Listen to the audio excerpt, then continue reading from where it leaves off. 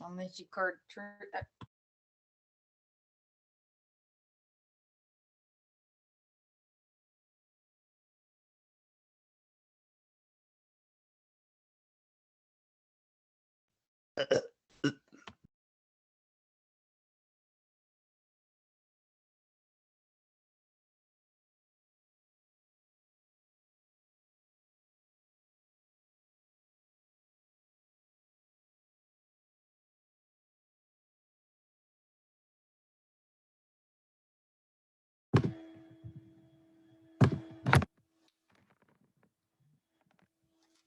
Good morning, everyone.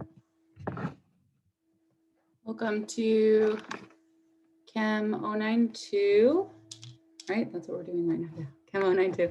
I will be your teacher, Candace Henderson.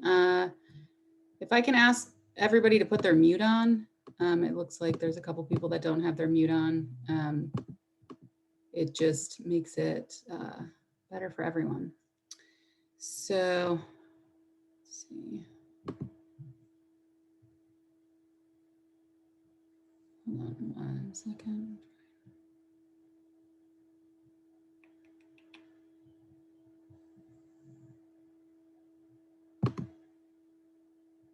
Specifically, Rachel, if you can put your mute on. Usually I'm allowed to mute you. I don't know why it's not letting me.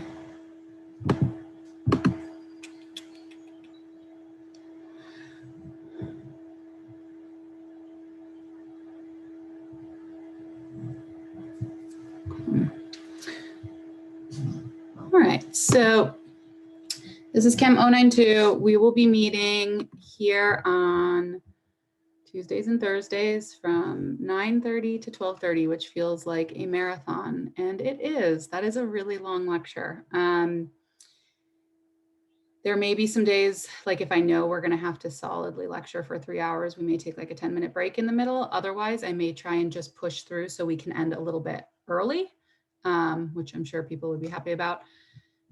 Do know that all of the lectures will be recorded and put online, and I will show you guys where that is. So if you happen to miss a lecture or you have a technical issue, know that you can revisit, or you would just want to revisit like a problem we are working on, you will be able to revisit all that stuff online. With that being said, though, I don't take like very strict attendance, but I do see who's showing up to live lecture every time. So if you are planning on just not showing up for the rest of the semester, that can have a mild effect on your grade, just as far as like if you're on the cusp, like an A, B, and I never saw you once in class. It may, that may shift you towards the B. So, and I think it's good to be here because you guys can ask questions and we can interact a little bit in this kind of odd time. So I'm going to share my screen with you. We're going to do initially just some housekeeping stuff to show you like where everything is online, because for 092, there are quite a few different things that you are all going to need to do.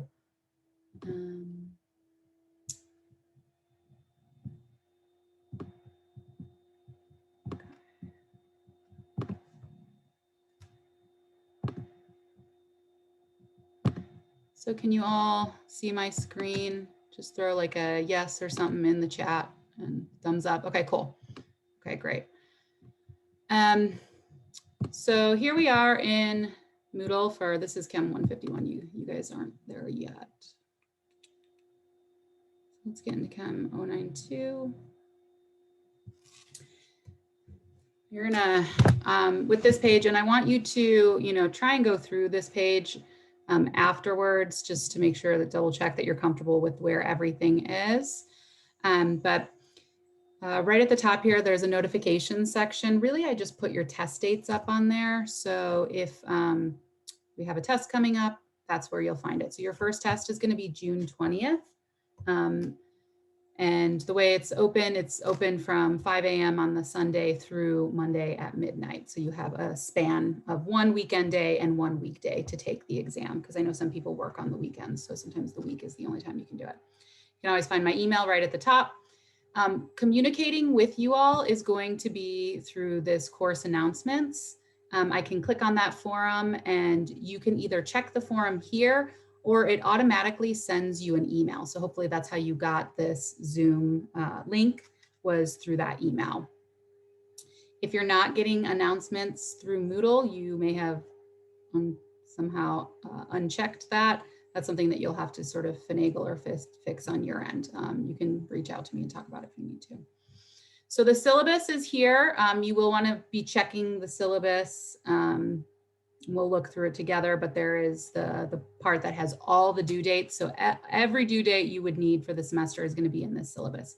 You're actually going to be required to go through the syllabus on your own as well and click this syllabus verification. It just says that you have in fact read the syllabus and you are comfortable with everything that's in there.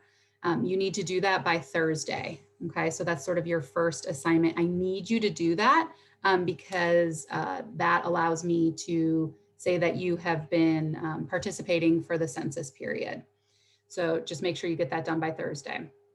There's a small video here about me. There's a link to online tutoring. We've got a periodic table and formula sheet here, some other things. Yeah, so make sure you go ahead and do that. As far as meet your instructor, hi, I am Candace. I will be your teacher for the semester. You can call me Candace, you can call me Candace Henderson, you can call me Mrs. Henderson, Professor Henderson. Don't call me Dr. Henderson because I don't have a doctorate. I have a master's. My master's is in geochemistry. So I studied specifically water pollutants in the Great Lakes. So I have also taught geology at AB Tech as well. I teach both, but I'm a full-time chemistry instructor here. I've been teaching this class for, well, I don't know, probably 7 years now. So I feel, pretty comfortable with the material overall. So if you ever feel like I'm flying through things, it's not you, it's me. So just tell me to slow down a little bit. I try to go as slow as I can and be as meticulous as I can, but sometimes, even I make assumptions about what you may or may not know. So if you're like, hey, I don't know how to isolate a variable, or I don't know how to do that division in my calculator, just ask me. I live on a 9-acre hobby farm with my husband. I have a French bulldog and a boxer. We're actually, unfortunately, giving our boxer away right now. I'm so sad. So if anybody has any good, she's been kind of aggressive to our French, well, she's been extremely aggressive to our French bulldog. So if anyone knows any great rescue places, we're going to try and rehome her. Let's see, what else? I have 2 kids. One of my kids is 5. See, I don't even know anymore. One of my kids is 5. The other one is 1. She's like a true pandemic baby. I had that baby last April in the midst of the pandemic. It was absolute insanity, but it seems like we're sort of coming out the other end, but we still are on a wait list for childcare. So if you ever see me lecturing and kids come in or screaming at me or things are happening, it's because my kids are currently in the space being watched by a separate adult, but they are in the space. Yeah, if you have any other questions, let's see. I think I said it in my video, I'm a really huge sci-fi nerd, and books, TV, series, all of it. So if anyone ever has good sci-fi recommendations, you can always let me know. I dabble in fantasy a little bit, but really more so like hard science fiction. Okay, so syllabus wise, let's pop the syllabus open. I've got it over up here, so you guys don't actually, if you don't want to have it open on your screen, you don't have to. Ooh. Why is I don't want this one.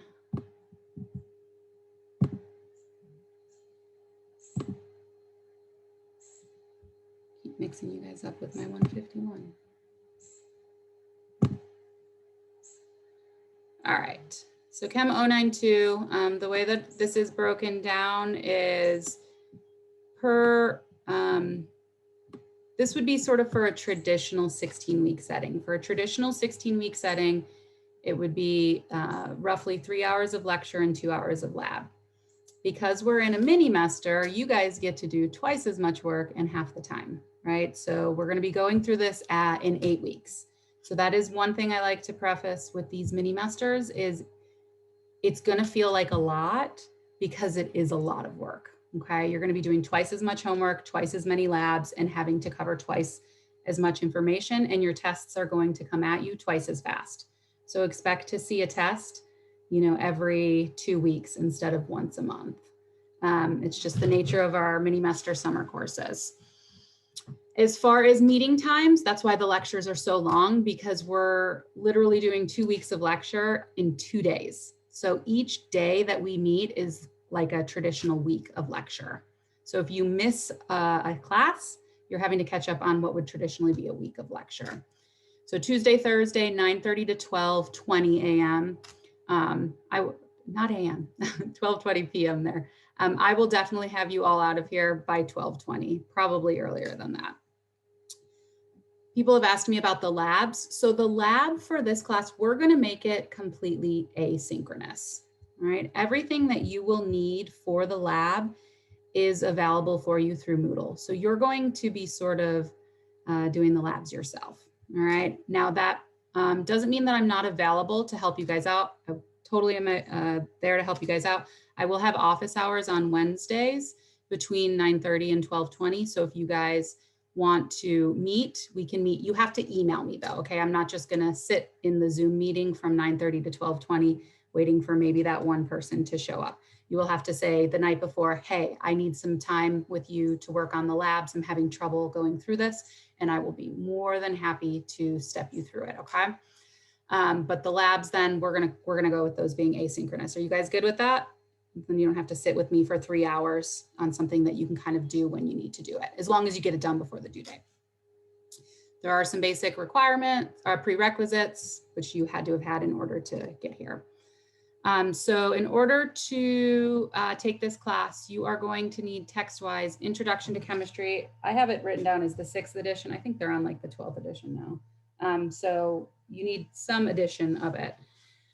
But the key thing with this textbook is that you need a Mastering Chemistry access code. So if you bought a new textbook, it will come with a Mastering Chemistry access code.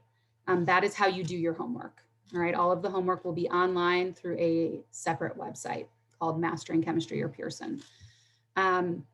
If you bought a used textbook, or you're borrowing a textbook, or you're trying to get through the class without using a textbook, no judgment. I have done that for classes in the past when I was in college, all right?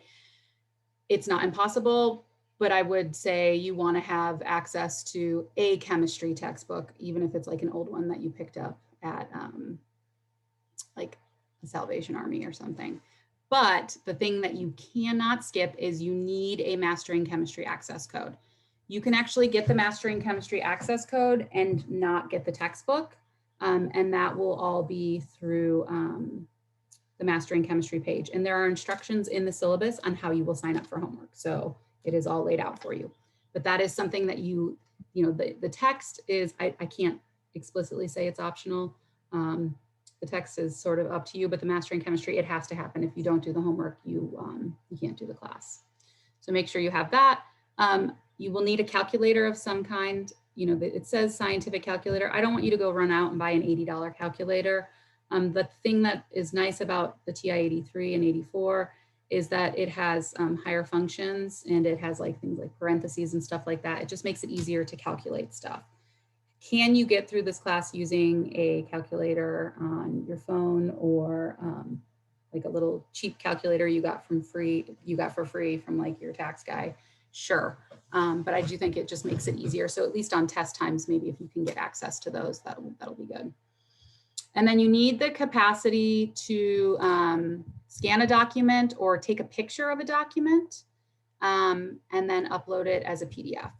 If you don't have that at home, that is available for you on campus, okay? A lot of students, this is specifically for your labs, because your labs are gonna be done in a solid lab manual that you buy from the store. You're gonna write in the lab manual, and then you're going to scan or take a picture of it and submit it to me as a PDF. And I will show you guys how to do that, or at least where to find that in a minute. Most people, I feel like, just take a picture of with their cell phone. So they click a picture of each page of the lab, they email it to themselves, convert it to a PDF, I want it as a PDF, and then they will submit it to me through Moodle. So you need the capacity to do that. All right, so more information. You don't need a telephone or a location for me currently. Office hours, again, I said Wednesday, 9:30 to 12:20. Don't be super, we don't have to be super strict about those office hours either though. If you want to email me and just say, hey, I am working at that time, can you talk to me another day? I can totally meet with you guys another day. Mondays are sort of an off day for me because I have to be with my kids all day. So it's really, really hard for me to get in communication, but Tuesday through Friday, I've got somebody at least part of the day watching the little ones. So I should be able to help you guys out. So just email me. Communication, so use my AB Tech email. If you can use your AB Tech email as well, that is much more helpful, especially if you're sending me documents that I need to open, because we've just had a lot of like weird stuff with ransomware, malware, and they really want us using just AB Tech emails. So make sure to do that. If you don't hear back from me within 3 days, you can contact my boss, but try and send me a second email before then if it got dropped down in my inbox, because it'll bump it up to the front. Just say, hey, did you get a look at this? And I'll get back to you as soon as I can. Okay, so course learning outcomes and objectives. You can look through all this. You're going to learn a bunch of stuff about chemistry. Awesome. Miss Henderson. Yeah, what's up? So my internet cut out in the middle of this Zoom meeting when you just began to talk about labs. Is there a way for me to go back and watch recorded stuff when things like this happen? Yes, all of the labs will be posted on my YouTube channel, and I will show you, well, why don't we just look right now what that link is, okay? So if you guys, if it's short circuits, if you need to go back and rewatch something, we'll go into our page here. So we've got our welcome stuff. Let's bypass the tests. So right here where it says Zoom meetings and lectures, to sign into this Zoom meeting, and this will be this Zoom meeting is what we will use if we ever have to do private stuff as well, one-on-one stuff, just always come here. This is sort of our 092 meeting ground.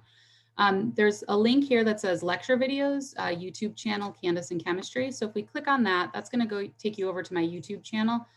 There are a bunch of videos on here that are for old sections. I'll probably end up blocking some of these out, but we will have a new playlist that will be specifically for summer 2021. And I will have all of them posted. I should have them posted Thursday at the end of the day. It takes a little bit of time for the Zoom software to process the video. So that's why I don't post it like right after lecture, because I have to kind of wait. And these are going to be pretty big files. But this will be where you can find all the videos. The way that I'm going to denote each video is just by the date. Okay, so you can match it up with the syllabus. I'm not going to do, hey, we talked about, dimensional analysis and density here. It's just going to be by the date. So that's going to be on you to know what dates you missed. Does that make sense? Or whoever asked? Hopefully it did.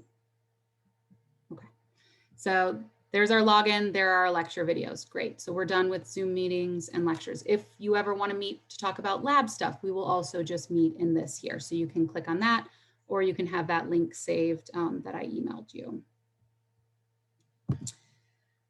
As far as the grading system is for this class, it's pretty traditional in that grades go in 10% increments. So an A is 90 to 100, a B is 80 to 89, and so on. What always gets a little tricky is that sort of fuzzy ground between like 89 and 90, where it's like, do you round up? Do you round down? I'm usually relatively generous with rounding up as long as you have been present in lecture, you've been turning things in on time, and you've been communicative, okay? So if you do miss something, you say, hey, I wasn't able to get that lab in, I am going to get it to you, it will just be a couple days late. You just sort of let me know. If you sort of drop off the face of the earth and you're missing 6 lectures or you missed 6 labs and you missed, a test and you're not giving me any information on it, that makes it difficult for me to sort of round you up or assess that. So just be communicative. As far as the actual individual breakdown percentage-wise for this class, lecture tests, there are going to be 4 lecture tests, and they will total 45% of your grade. So each test is about 11.3%. You cannot miss the tests, okay? Unless there is some crazy, crazy, crazy thing that happens and you notify me before. What I don't want is, and what just won't apply, is that 3 days after the test is closed, you're like, oh, I missed the test and I'm giving you some random excuse why. That isn't going to work. Okay. If you're like, hey, I am literally taking my kid to the hospital right now. The test is closing in 4 hours. I was supposed to take it. I will take it tomorrow. That is a different story. I can stretch it out. But have your syllabus, know the dates of those tests, write them like, you know, in a dry erase on your mirror in your bathroom. I don't care. Do whatever you have to do to make sure you're there for those tests. And it's not a very narrow window. You've got almost 2 straight days to take it. So just make sure you get the test done. If you happen to miss a test or you happen to totally bomb a test, which happens sometimes, we do have a grade replacement policy, which means that your final exam, let's say you got an A on 3 of your tests and 1 of your tests you just missed, or you got like a 30% on it. If on the final exam you get an 80%, the final exam grade will cover your final exam. So you'll get an 80 on the final exam, and it will also replace your lowest test grade. So that's a nice way to have one test that you don't do so great, as long as you trust your skills on the final. Okay, and usually people do okay on the final, especially obviously if you just completely miss the exam, that's going to be your replacement. So unless you've notified me before the exam, you missed the test, that's your grade replacement test. It's like not even worth talking to me about it. Again, let me know before if something happens with the exam. Obviously, you can't miss the final, so we're not even going to talk about that. The labs. Labs make up 25% of your grade. There's 2 components to the labs. There is the actual lab data sheets. That's going to be filled out in your lab manual. And then there is going to be an online quiz that's through Moodle that associates with the lab. So if the lab for the week is on naming chemicals, the quiz will also be on naming chemicals. So I would say just pair those together. When you do the lab, also do the quiz. Those 2 things combined give us that 25%. And then we've got the mastering chemistry, which always seems to be everybody's just like nemesis in this class, is the mastering chemistry. This will make up 15% of your grade, but this is meant to be a learning tool and not a super strict, like you have to get every point for point on this. Okay, so as long as you are doing the assignments, you are spending an adequate amount of time on them, I will give you the benefit of the doubt on the homework, meaning the homework won't hurt your grade. Okay, so if you've got a B in the class and you're at the end of the semester, your mastering chemistry grade is a D, because it happens, the mastering chemistry can be challenging for people, but you've spent the time and you've worked on it, I'm not going to give you a C in the class. I'm not going to let it pull your grade down. You'll end up with the B in the class. All right. It may not help your grade, but it's not going to hurt your grade. On mastering chemistry, I can see how much time you've spent on the assignments. I can see how much idle time you've spent on the assignments. I can see if you've opened it and then not done anything with it, just to sort of like play the time game, and then you hit D, C, B, and then go to the next one. So I want you to actively try these assignments, all right? But with that being said, if you're sitting on a problem with mastering chemistry and it is taking you 35, 40 minutes to do a problem, make your best guess and move on, okay? I don't want this to be like an 8-hour ordeal for you. I want it to be, hour to 2 hour per assignment, okay? Now, with that being said, you guys are having to double up on assignments. So you're going to get 2 of those a week. And I will show you guys where all this is in a little bit. So that's the breakdown for the class. Participation requirements. It says you need to be here 10% of the time. Again, that's a little bit tricky because we're online. There's an online format. But again, I go through, as I'm lecturing, I'm kind of switching through seeing who's here and who's not here. So be here if you can. If you can't, don't stress too much about it. If you're here almost every time and you're not going to be here on a Thursday, you don't have to email me and say, I'm not going to be here. It's okay. Just catch back up with the online videos. You do need to do the syllabus verification though by the 10th, just so that I can fill out my census that says you participated. So that I need for you to do. Here's all the chapters that we're going to do in the text. We don't go in straight order. We do hop around a little bit. So if things are hopping around on Moodle, just know that trust whatever is on the syllabus. Trust that system, because you definitely want to do chapter 5 before you get into chapter 9, 10. We want to do 9, 10 before we get into 6, 7 too. Okay, lab procedure, we need cam scanner. You don't necessarily need cam scanner. You can also just use, because I think the cam scanner app there's a free version, but there's another one that people have paid for. You can just take a picture using your phone. It does need to be clear though. So the labs that you guys are going to be working on, I'm kind of brushing through this because we're going to go through it on this, the actual Moodle page. Here are all the experiments we're going to be doing from your lab manual with their due dates. Due dates are everywhere. So due dates are here. You've got due dates for the labs actually on here, and you also have them in the syllabus.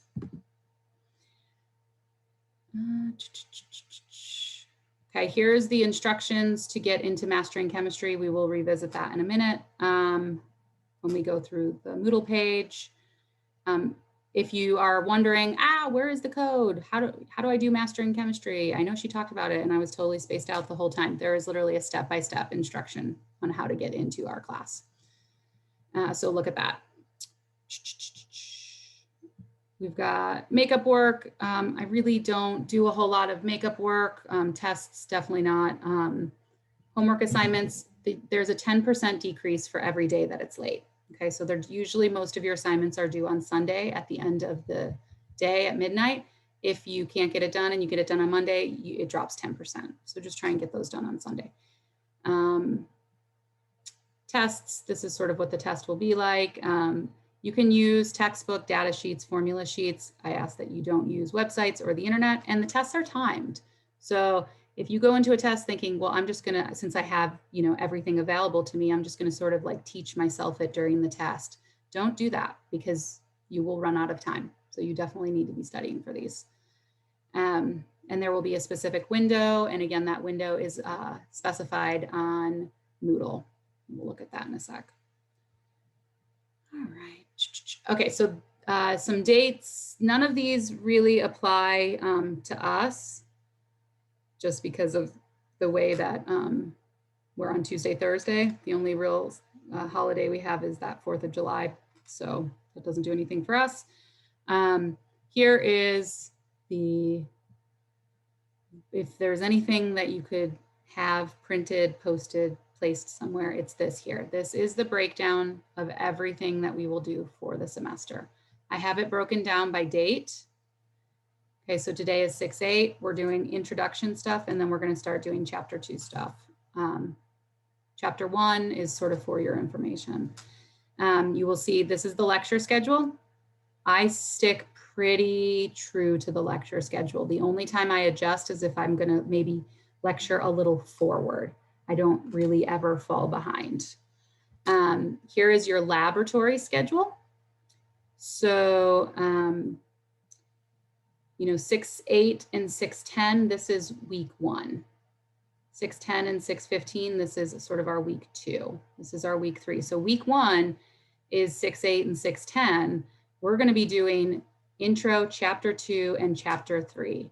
You're going to have an experiment, and you're going to have a quiz due, and you have 2 mastering chemistry assignments. This first mastering chemistry assignment, chapter 1, I said we're not going to lecture on chapter 1 because it's sort of like chapter 1 is the chapter that says chemistry is everywhere, right? Oh, we see it all over the place. I'm not going to lecture you on that. You're going to go through it, and this chapter homework assignment is going to be more so just practice getting into mastering chemistry. This one is due on Thursday, guys, at midnight. Normally they're due on Sunday. I just want you to get comfortable with mastering chemistry before your like real meaty assignment that will be due on Sunday. So get your syllabus verification. I don't know why it says Tuesday. It should be Thursday. These 2 things are due Thursday. Then everything else will be Sunday, Sunday, Sunday, Sunday, Sunday. So Sunday of this week, you have your first experiment, your quiz 2, and you have your second mastering chemistry assignment. Next week, 6:15 and 6:17, you're going to have quite a bit due. You've got 2 experiments due, 2 quizzes, and 2 mastering chemistry assignments. Oh, and you also have your first test. So it's going to feel like a lot. Just because the assignments are due on Sunday, this is like the trick. This is a key. Just because they're due on Sunday doesn't mean you have to wait to Sunday to do them. I would start them early. So this assignment that's due on Thursday, if you've already got your mastering chemistry code and you got time after this class, pop on there and get that done, and then be free until, you know, you've got your chapter 2. Maybe you even start chapter 2 and you get that done before Sunday at midnight. Once it's Sunday at midnight, the assignment won't close, but you will get penalized. So just so that you're not stressing out, do it early, but you know, I've definitely done my fair share of procrastination as well. This is a section though that's going to be kind of hard to procrastinate because you just have so much to do. If you miss an assignment, if you miss a lab and you're like you've got another lab stacked on top of it, ditch the thing you missed and move forward. People will try and play catch up. Oh, I'm trying to get experiment 1, 2, and 3 done, and we're on experiment 4. Get 4 done and then work your way back if you get behind like that. Because, you know, then if you're working on experiment 1 and 4 is due and you don't get to 4, well, then 4 is late along with all the rest of them. So try and stay on top of that. So here are your tests. They're in red. Write those down somewhere. This one's due. It's a Sunday to a Monday. Test 2, I gave you Sunday to Tuesday because it is the 4th of July on that Sunday. So if you can't do Sunday because it's the 4th and you can't do Monday because the 4th was on Sunday, I understand that. You can get that one done on Tuesday. Test 3 is a Sunday, Monday deal. Test 4 is a little different. It's going to be a Wednesday, Thursday, because this is at the very, very end of the semester. So you're going to have test 4 Wednesday, Thursday, and then you're going to have your final Thursday, Friday, and the class closes on Friday at midnight. So you've got to make sure that gets done. So just write those somewhere, have them somewhere so that you feel good with that.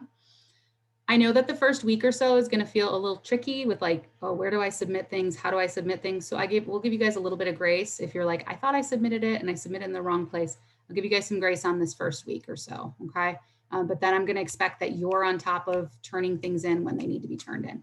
I'm not going to be saying, hey, you've got experiment 2 due on Sunday. You're going to kind of have to reference this and go through it.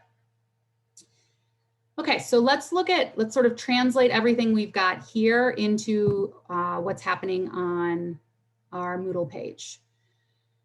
If I open this up here, you can see you'll have all the different sections, the headings. So we've got the start here, chapters and tests, chapter tests and final exams, online homework, Zoom meetings, laboratory resources, lab quizzes, and then we've got each of the chapter sections. So that's one way to kind of, you know, if I want to just go to the Zoom meeting because I need to log in, I can click there. Or if I need to do the quiz, I can click there and it's available for me. So exams, the due dates are also here on the actual Moodle page. The test, if I click on this right now, well, I can access it, but if you tried to click on it right now, it would say that it's not available. This will open up at Sunday at 5 a.m. If you want to take it at 5 a.m., you can. Usually people start to take it a little later in the day or they get it done on Monday. But if if you're taking it on Monday, you need to start it at least an hour and a half before that ending period. You can't start it at midnight. Okay, it will close at midnight. The test will kind of lock you out. So we've got test 1, test 2, test 3, test 4. Each test covers roughly 3 chapters. Chapter 1, again, is sort of for your information. The final exam, which we have here as well, all of these will be taken online. You will be taking them at your home or a place that is conducive for taking an exam, even the final. Okay, I'm not proctoring you. I'm not making you log into a Zoom meeting to do this. This is a trust system here. We're going to do the best we can. If you are in 092, you are going to need to be taking other chemistries. That's my guess, is you're taking 092 because you need to take 151, or you're taking 092 because you need to be taking Chem 130 or something. So, there's a trust system here. I would learn the information. If you can learn the information in this class, it's going to be much more helpful when you're in 151 and you're like, oh, I already know how to do like 90% of this because of 092. So what I'm saying is don't cheat, but I won't know if you cheated. So that's where we're at. That's where we're at in the pandemic. But in fall, we will be back in person. So, okay, here's a link to the Mastering Chemistry website.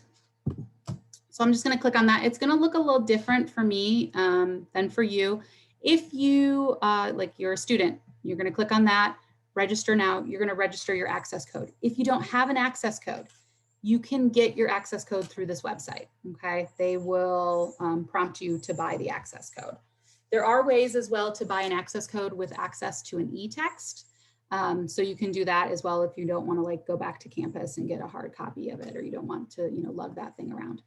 So I've already got something going on for my account.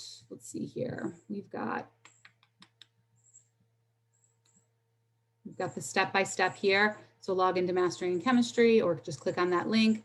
You'll end up finding our class. This is the code to get into our class. It's Henderson 89788.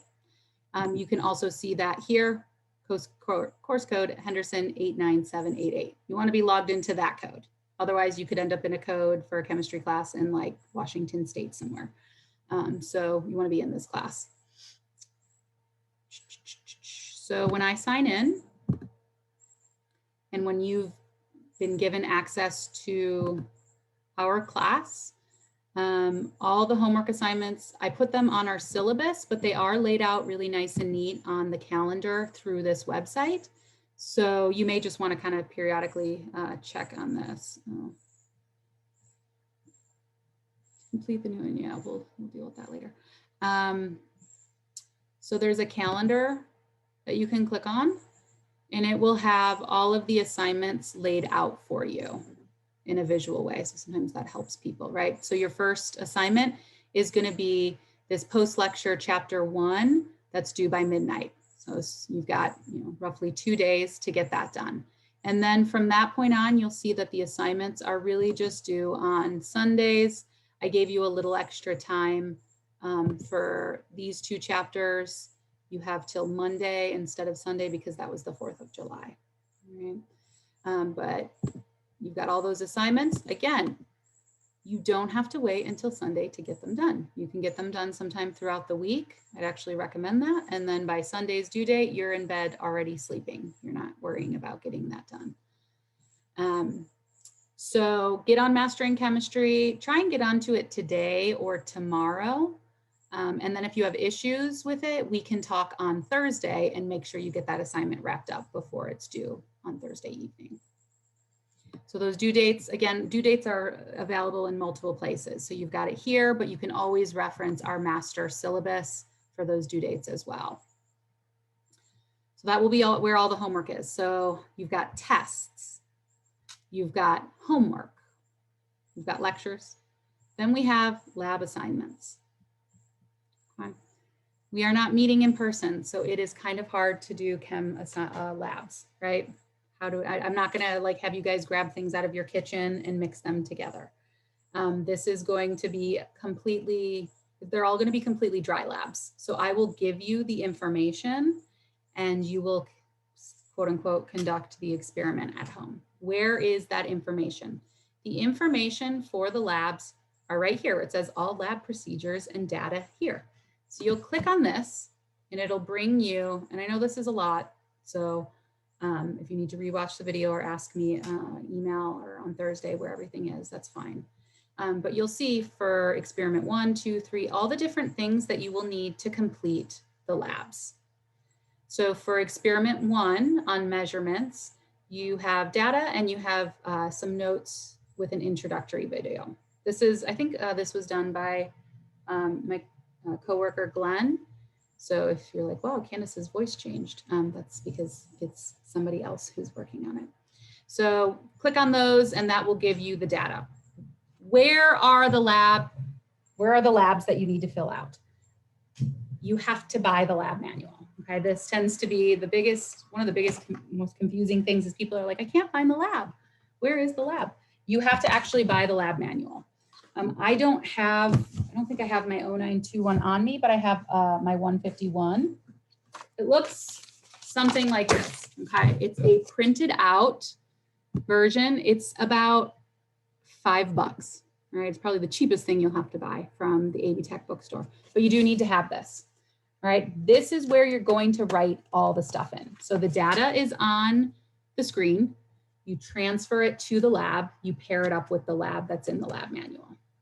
Once you've gotten everything filled out, written, how are you going to get this lab to me? Well, you're not going to put it in an envelope and send it to my home address. You're going to take a picture of it. You're going to take a picture of it. Yeah, you're going to convert it to a PDF and you're going to give it to me through Moodle. So there is a video right here that talks about how to submit a lab online. It literally walks you through it step by step. My people who are a little bit more computer savvy or have just been doing online classes for the past year here, you may already know how to do this, okay? But this will instruct you on how to do it. So you have your lab, you've got it filled out, you take a picture of it, and then do you see this here, experiment 1, measurements, do 613. People tend to want to click on that and fill something out. That's not what it is. It's a little hand with a paper and you're giving it to me. Thank you so much for all the labs you guys are about to give me that I have to grade. I feel like I end up getting just drowned in these mini masters with labs. So thank you, I appreciate that. So you're gonna give me that little gift of your lab by uploading your video, or rather your PDF here. So you'll click on that. Again, it's gonna look a little different for me from my end because I'm the one grading, but it will prompt you to put files in there and you will put however many files you need. If you can submit everything as a PDF and single page, okay, I know that's a little more tedious, but I've had students who just like put all 6 pages out and take a big giant picture of it and send me one picture and I can't read what it says. So you've got to give me 1 page at a time, sorry. But it makes it easier for me to grade. It also makes it easier for me to make notes on it. Some people in the past have submitted labs as JPEGs, which is just a picture image. I'd prefer to not get a JPEG because I can't put annotations on it. I can't like write on it and say this is right, this is wrong. It's only when it's in a PDF that the software allows me to actually give you like comments. So if you can give those to me as a PDF. So your first experiment for this one will be due on Sunday, okay? And then the Sundays from there, and you'll see, you know, that they start to double up, right? So the first week, you guys are just gonna have 1 due. Every week after that, it's gonna be kind of 2, 2, 2, 1, 2. So yeah, okay. So tests, sorry, I have to remind myself that we've gone over everything. We've gone over tests, we've gone over the homework, we've got the labs. Now there's one more thing that you guys need to do. With these labs, every time you do a lab, I want you to do the corresponding quiz. The quizzes are going to be just underneath where the lab is. So right here, we've got our lab quizzes due weekly. I'm not going to have you do the first safety lab quiz because we're not actually running experiments. So your first quiz is actually going to start with quiz 2. I know that feels kind of weird to be doing experiment 1 with quiz 2. Trust the dates, okay? If this is 613 and this is 613, those two things are paired together. So trust the dates as opposed to the number of what it is. This is more intuitive as far as you click on this and it'll prompt you to take a quiz, okay? So where this is the little hand that you're giving me something, here you're just gonna click and plug and chug through the quiz. I'd recommend doing those right after you finish the quiz because the information goes hand in hand. And then we get into sort of the resources meat of the class. So everything is divided up by chapter here. There are objectives for each of the tests. So test 1, this says covering chapter 1, 2, 3, and 4. It's really 2, 3, and 4.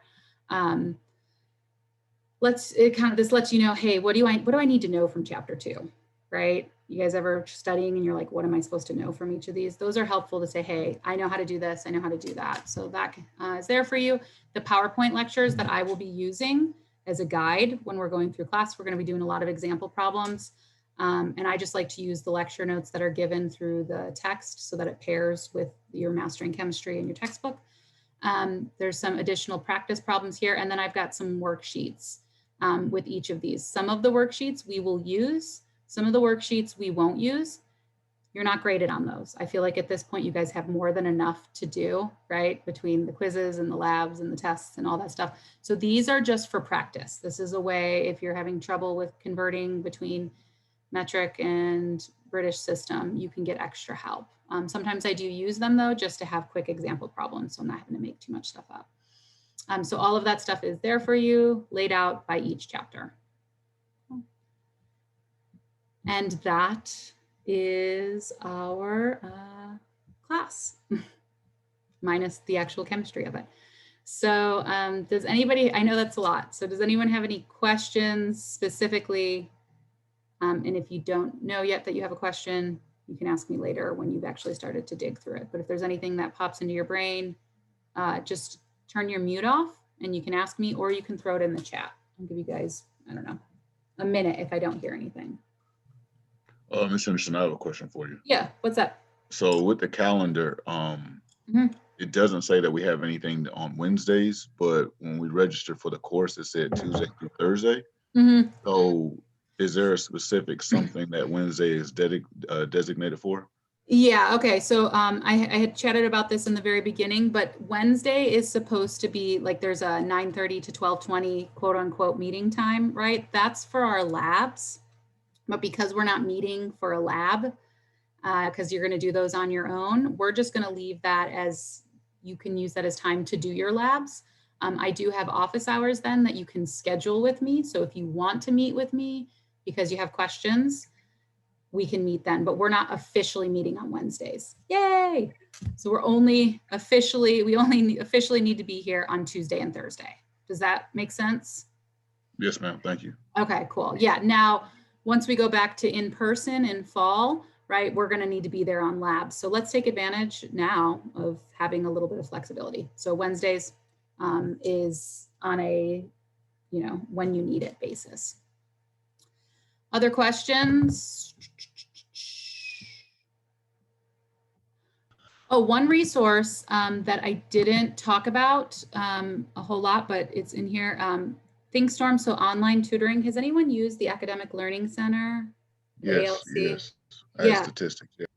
For statistics. Okay, yeah. So they have a math side and they have a science side.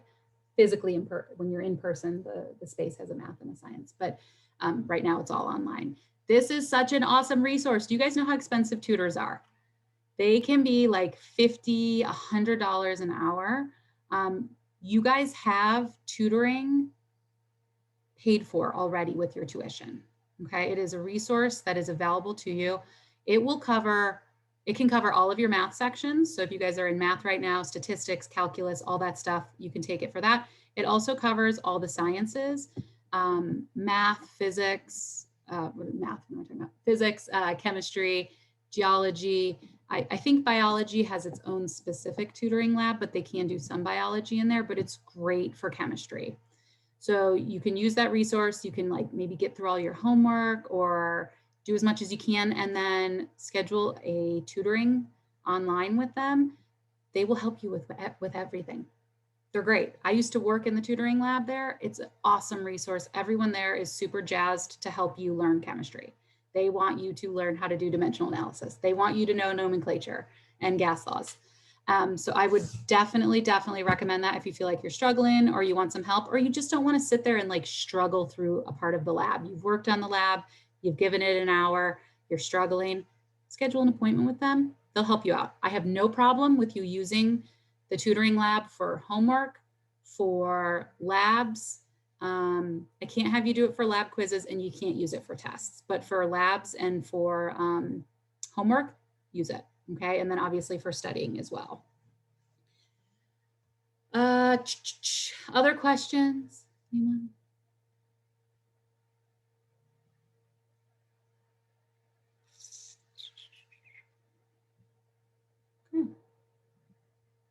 Looks like I got one in the chat. Yeah, you can just turn your mute off if you got a question. Just throw it off. Yeah, what's up? With the online lab resources, the data, I can't click on them. There's nothing I was just following you as you went along, Mhm. and I The can't. hyperlink broken. Oh. Try right clicking and then hitting open link. Seems like it doesn't, yeah, it's not giving me like a natural hyperlink for it. If you try to right click, it may have like an option.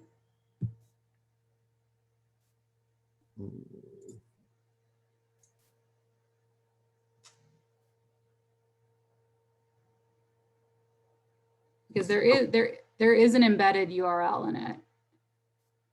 It opens. It opens. It just doesn't. I don't see the like where it says experiment 1 measurements, data notes.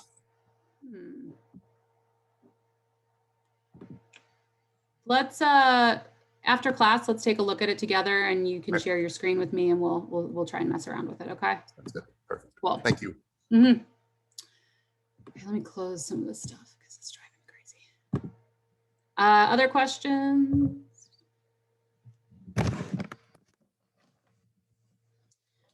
Okay, well, we're going to start lecturing because we need to get through pretty much our first week today. Hey, Ms. Henderson. Yeah. Where do I go to get that online textbook? The text for the lab manual or the textbook? The textbook and the lab manual. Don't you go to the campus, to the bookstore, you said? Yes. So the lab manual, you have to get at the bookstore because they're printed through our bookstore. So the lab manual, you cannot get anywhere else. All right. Okay. The textbook, there's a couple different places you can get it. You can get it through our, if you have to go over there anyway, you might just pick it up at the bookstore. Some people get it online because they can buy it a little bit cheaper. But at this point, like the semester has already started. So I think the fastest way you can get it is the best. Another option is when you go to that Mastering Chemistry link for the homework, because the homework is paired with the textbook. So if you click on that Mastering Chemistry and you order the access code here, you buy the access code, it will prompt you to say, do you want a copy of the e-text as well? And you can get it through there as well. Okay. Okay. So there's a couple different options for the textbook. For the lab manual, you got to go to the lab, the bookstore. And what days is the bookstore open? I don't know. Okay. Yeah, I'm not sure about that one. Okay. Okay. So, sorry. No, you're good. Thank you.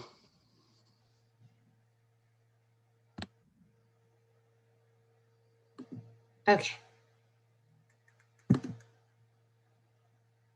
Cool.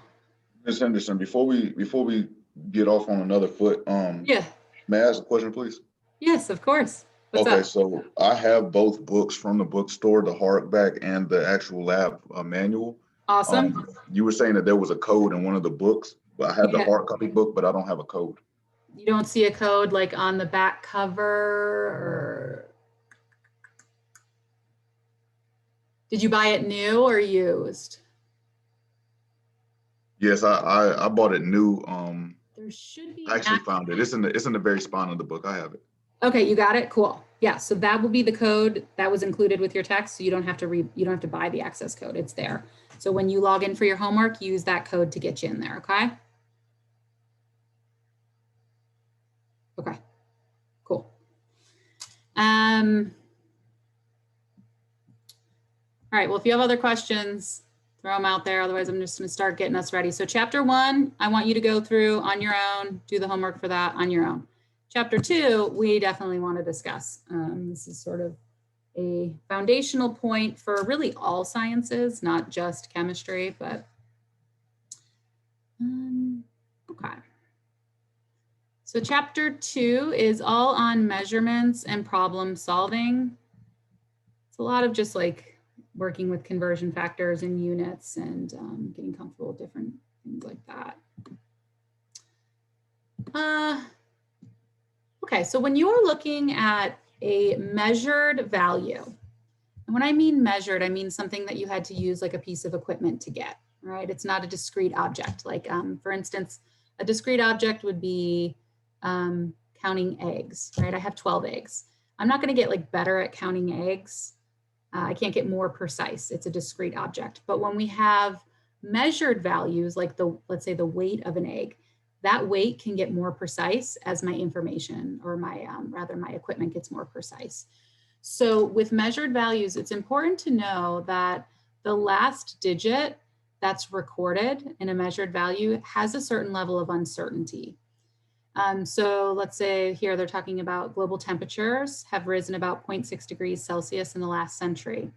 Now, when they're reporting it at 0.6 degrees Celsius, the scientist really means that it's 0.6 plus or minus a degree of 0.1. So it could be as high as 0.7 or as low as 0.5, but they're saying guesstimate wise, it's sitting somewhere between there at 0.6. It's not going to be as high as 1 degree Celsius. It's falling within a range. But knowing that there is a certain level of rounding, and I like to call it guesstimation, an estimation and a guesstimation of what that value is. The degree of certainty for this measurement is very important because it can have huge like geopolitical effects in people's lives. If your piece of information, your data is more precise, you can have more digits and more precision, which kind of gives rise to less uncertainty in your value, but there's always going to be a certain level of uncertainty. All right, so in science, definitely in chemistry, we deal with really, really big numbers and really, really small numbers. And it can be very cumbersome to write some of these big and small numbers. Like if we're talking about how many atoms are in, I don't know, a cup of water, that's a lot of atoms. It's gonna be challenging. I don't know.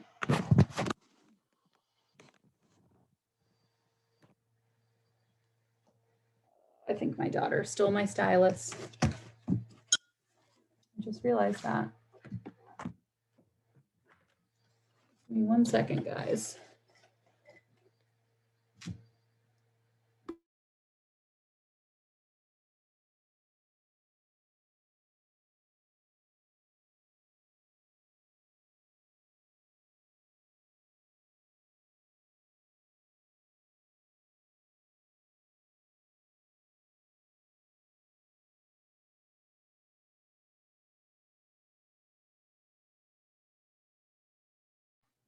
Hey, Marlo. Yeah. Yo, it's Nash, bro. What's up? Nash, what's up, man? Hey, man, I saw you in the class. I was like, wow. Are you back in Nashville now? Yeah, man, I'm studying here, and then I'm gonna end up going to Durham. Sweet. Yeah, I'm staying here. I'm trying to go to Boone.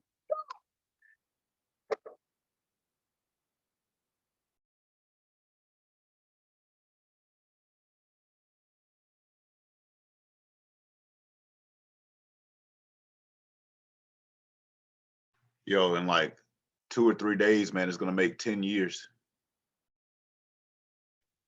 Really? Are you still in? No, not for service, man. I'm talking about since graduation. Oh, yeah, I know, right? Yeah, it's pretty crazy.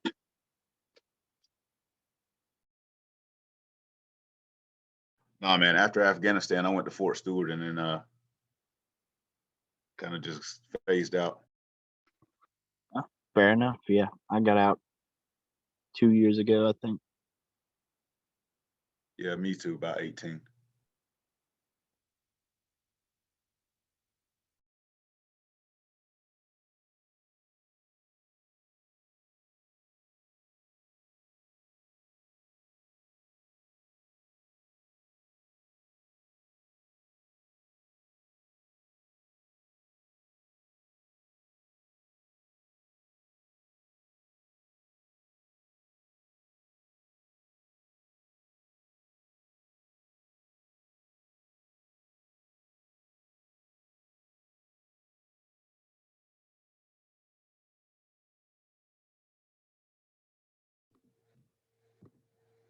Awesome. Okay, so my stylus for my Wacom board is non-existent. So we will do our best, and then I'm going to do like a massive search of my house here. So my writing may be a little, I'll try and type as much as I can. My writing might be a little bit difficult though to see. I have to use my trackpad. Okay, so we're talking about scientific notation. So, you know, it's can get really cumbersome to write these really, really big or really, really small numbers. For instance, I'm gonna X out of here for a second.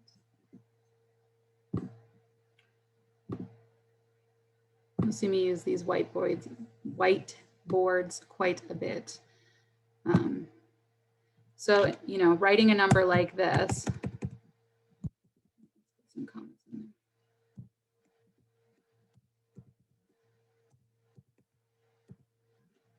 there. Say it's meters.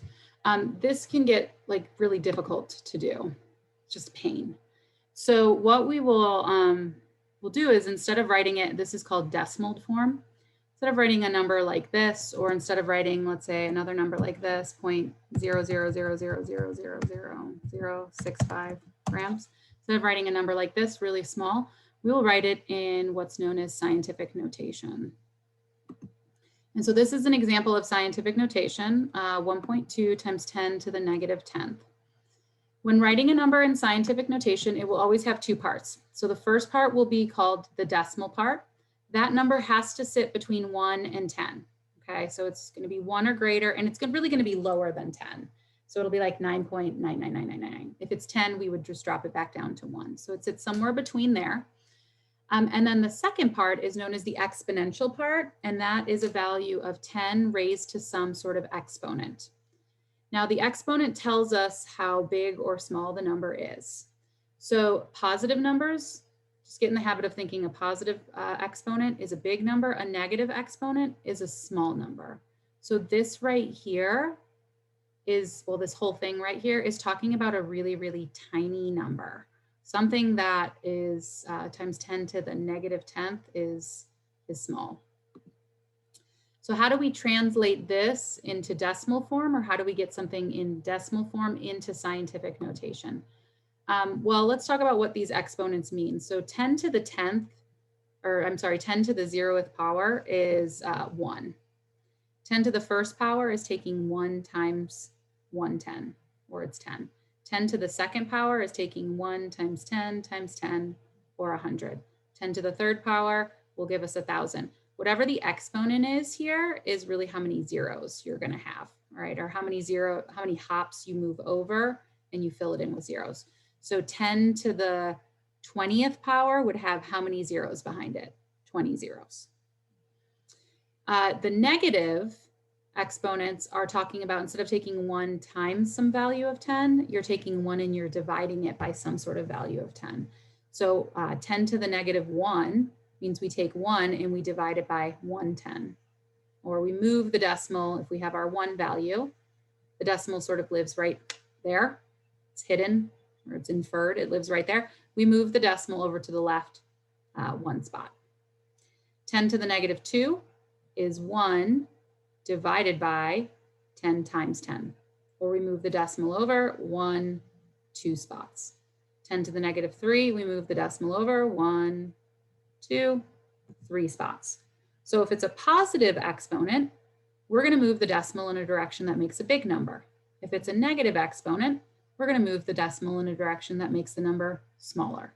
Sometimes teachers will teach it, oh, if it's a positive exponent, you move it to the right. If it's a negative exponent, you move it to the left. But then when you're going in the other direction, you have to move it to the left and then to the right. So it just gets confusing there. I just like to conceptually think big numbers for positive exponents, small numbers for negative exponents. So if you want to write a number in scientific notation, the first thing to do is find the decimal part. The decimal part is going to be taking your really big number or really small number and turning it into something that sits between 1 and 10. Then you multiply it by 10 raised to a power, and that power reflects how you've moved the decimal. So did you move the decimal 6 hops? Did you move it 2 hops? So on and so on. So let's see an example of this. If I've got this number over here, and this is not particularly a number I would write in scientific notation, because it written in scientific notation actually has more characters. So it's more cumbersome to write it this way. But just for the sake of this example, we've got 5,983. If I want to write this in scientific notation, the first thing I need to do is move my decimal over in such a way that I get a number that sits between 1 and 10. So now instead of having 5,983, I've got 5.983. That sits between 1 and 10. Now I can't just leave the number like that. I need to preserve the magnitude or the scale of my original number. This is a big number, right? I had to move my decimal over 3 places, but I'm symbolizing a big number. So I multiply this by 10 to the positive 3. It's positive because my original number was larger in scale. This second one here, this is a small number. I want to get it into scientific notation. I need to move my decimal over until I get a decimal part that sits between 1 and 10. So this is 3.4. All right, then I need to preserve the magnitude of the number. So I need an exponent that tells me, was it a big or a small number? And by how big or how small? So I took 1, 2, 3, 4 hops. So the exponent number is 4, but it's going to have a negative in front of it. Why is it negative? Because my original number was tiny. So now we can take numbers that are large or really small and write them in sort of a more concise way. And you should get comfortable with seeing things in scientific notation, because that is how a lot of stuff, especially when we get into like counting atoms, counting, really large quantities of gas, this is how you're going to see it. So let's do, before we get into that, let's do an example or two. So we'll work with these guys. Again, I don't have my pen, so I can't really draw anything. But I've got this guy here, this first one here. Okay, this is a giant number that is going to be tricky to write or to write out over and over and over again. So I want to get it into scientific notation.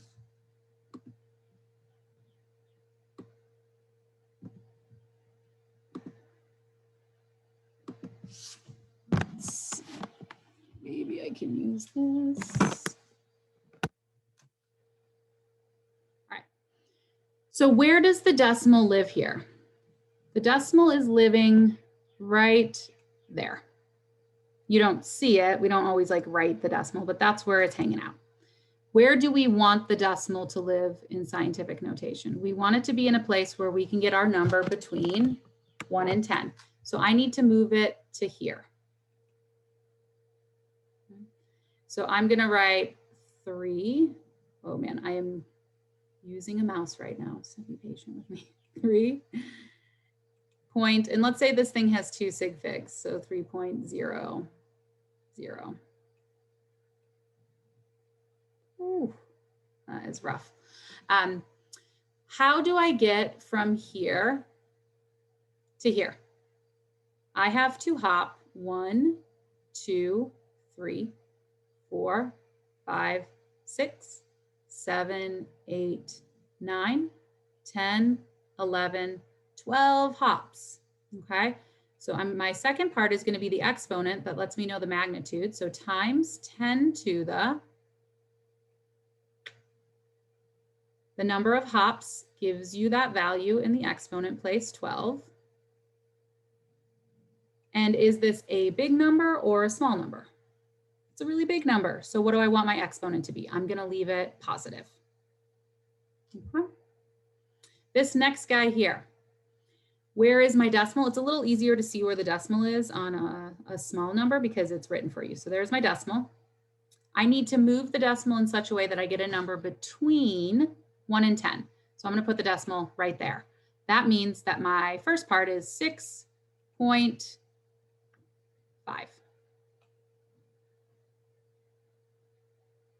Okay, now I need to preserve the size of the number. So times 10. Guys, I'm seriously doing this with a mouse right now with my left hand. So times 10 to the, okay, how many hops do we have to take? 1, 2, 3, 4, 5, 6, 7, 8, 9, 10 hops. All right, so let's put 10 hops in there. And is this a big number or a small number? We're trying to represent a small number. So let's make sure we let everyone know it's a small number. And then I'm going to put a unit on here. So this is a meter and this is a gram.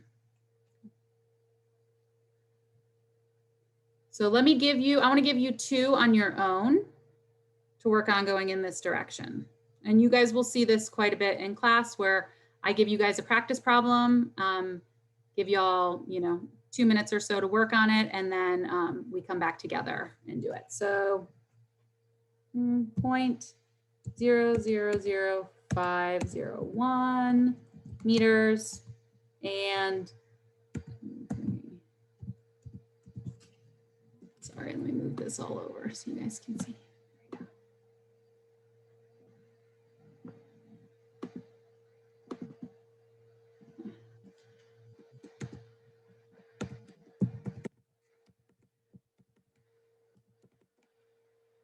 Ooh, so big I went into the next line. Okay, so 2 numbers here. I want you to write them in scientific notation following that same system. I'll give you guys, 2 minutes to work on it. And then we will come together and go over it.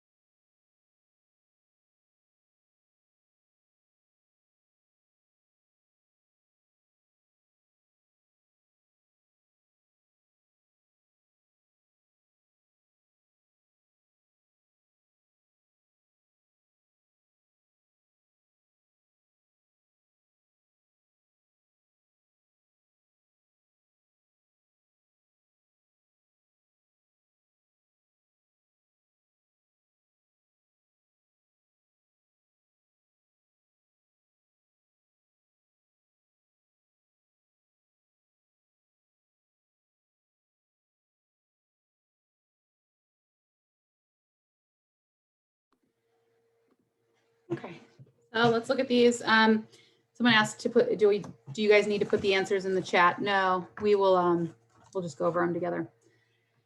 So this first one here, we've got a small number. The decimal is hanging out. Let me change colors here. Decimal is hanging out over there. We want our decimal to hang out. Hopefully you put it right there after the 5. So we get 5.01. Now I've got to add the exponent because I need to let the reader know that we're not talking about 5.01. We're actually talking about 0.000501. So this is a small number with however many hops we've got. 1, 2, 3, 4. 4 hops. So to the minus 4. And then we'll give it a unit, in this case. Oh man, this is such a mess. Meter. Okay, look at this guy. This is where scientific notation really becomes valuable when you've got something that's just atrociously long like this. So the decimal is here. We want the decimal to live right there. So we're going to go with 2.3 times 10 to the, let's see, so we've got 3, 6, 9, 12, 15, 16, 17, 18, 19, 20, 21, 22. So 2.3 times 10 to the 22 grams. I'm going to keep that exponent positive because it's a big number. Again, sometimes you'll see, if you've taken physics or other classes, they'll teach, oh, move to the left or move to the right. I just go with what logically makes sense. If I have a big number, I have a positive exponent. If I have a small number, I have a negative exponent. Let's try a couple going the other direction. So I'm going to give you 2, and I want you to expand them out into their decimal form. So 3.8 times 10. This is a little caret. This means this is the exponent. Okay, so 10 to the 14th. Little space there so you can see. Again, that's a caret. It's pointing up. And then we've also got, oh, yeah, my daughter was definitely using my computer. I have to go ask her where my pen is, my stylus. Okay, so we've got 3.8 times 10 to the 14th. And then let's give you one smaller one. So 4.001 times 10 to the -6th. I want you to write those out in their longer, more cumbersome version.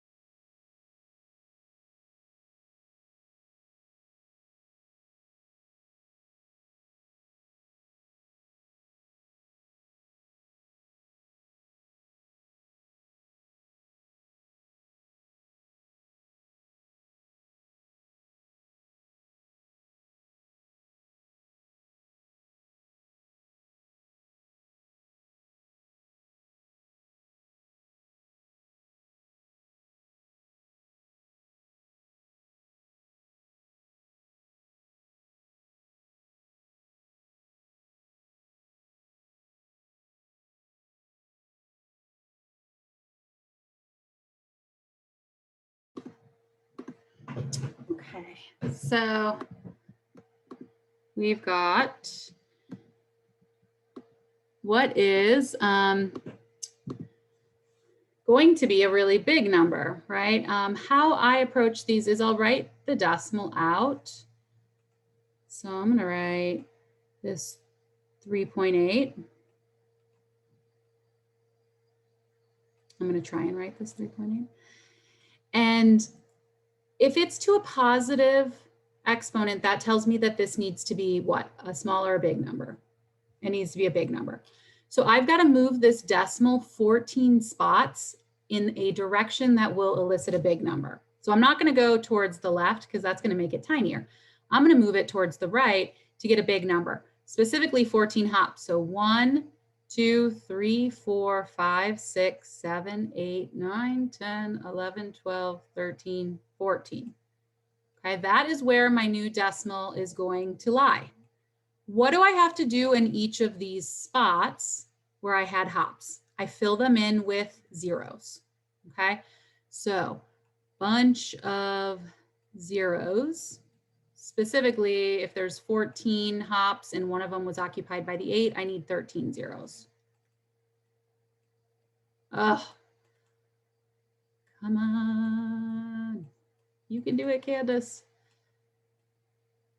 Let's see, 1, 2, 3, 4, 5, 6, 7, 8, 9, 10, 11, 12, 13, and I did 14, so I'm going to ditch that last guy.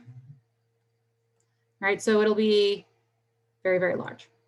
This guy is a smaller number because of the negative exponent. So I'm going to write what my decimal is, which is it's 4.001. I'm kind of putting it over in this side instead of over here because I know I need to hop in a direction that's going to make it a smaller number. I have to specifically hop it 6 spaces. So I'm going to move it 1, 2, 3, 4, 5, and 6. There's my new decimal. What do I do with all these open hoops? I fill them in with zeros. So 1, 2, 3, 4, 5.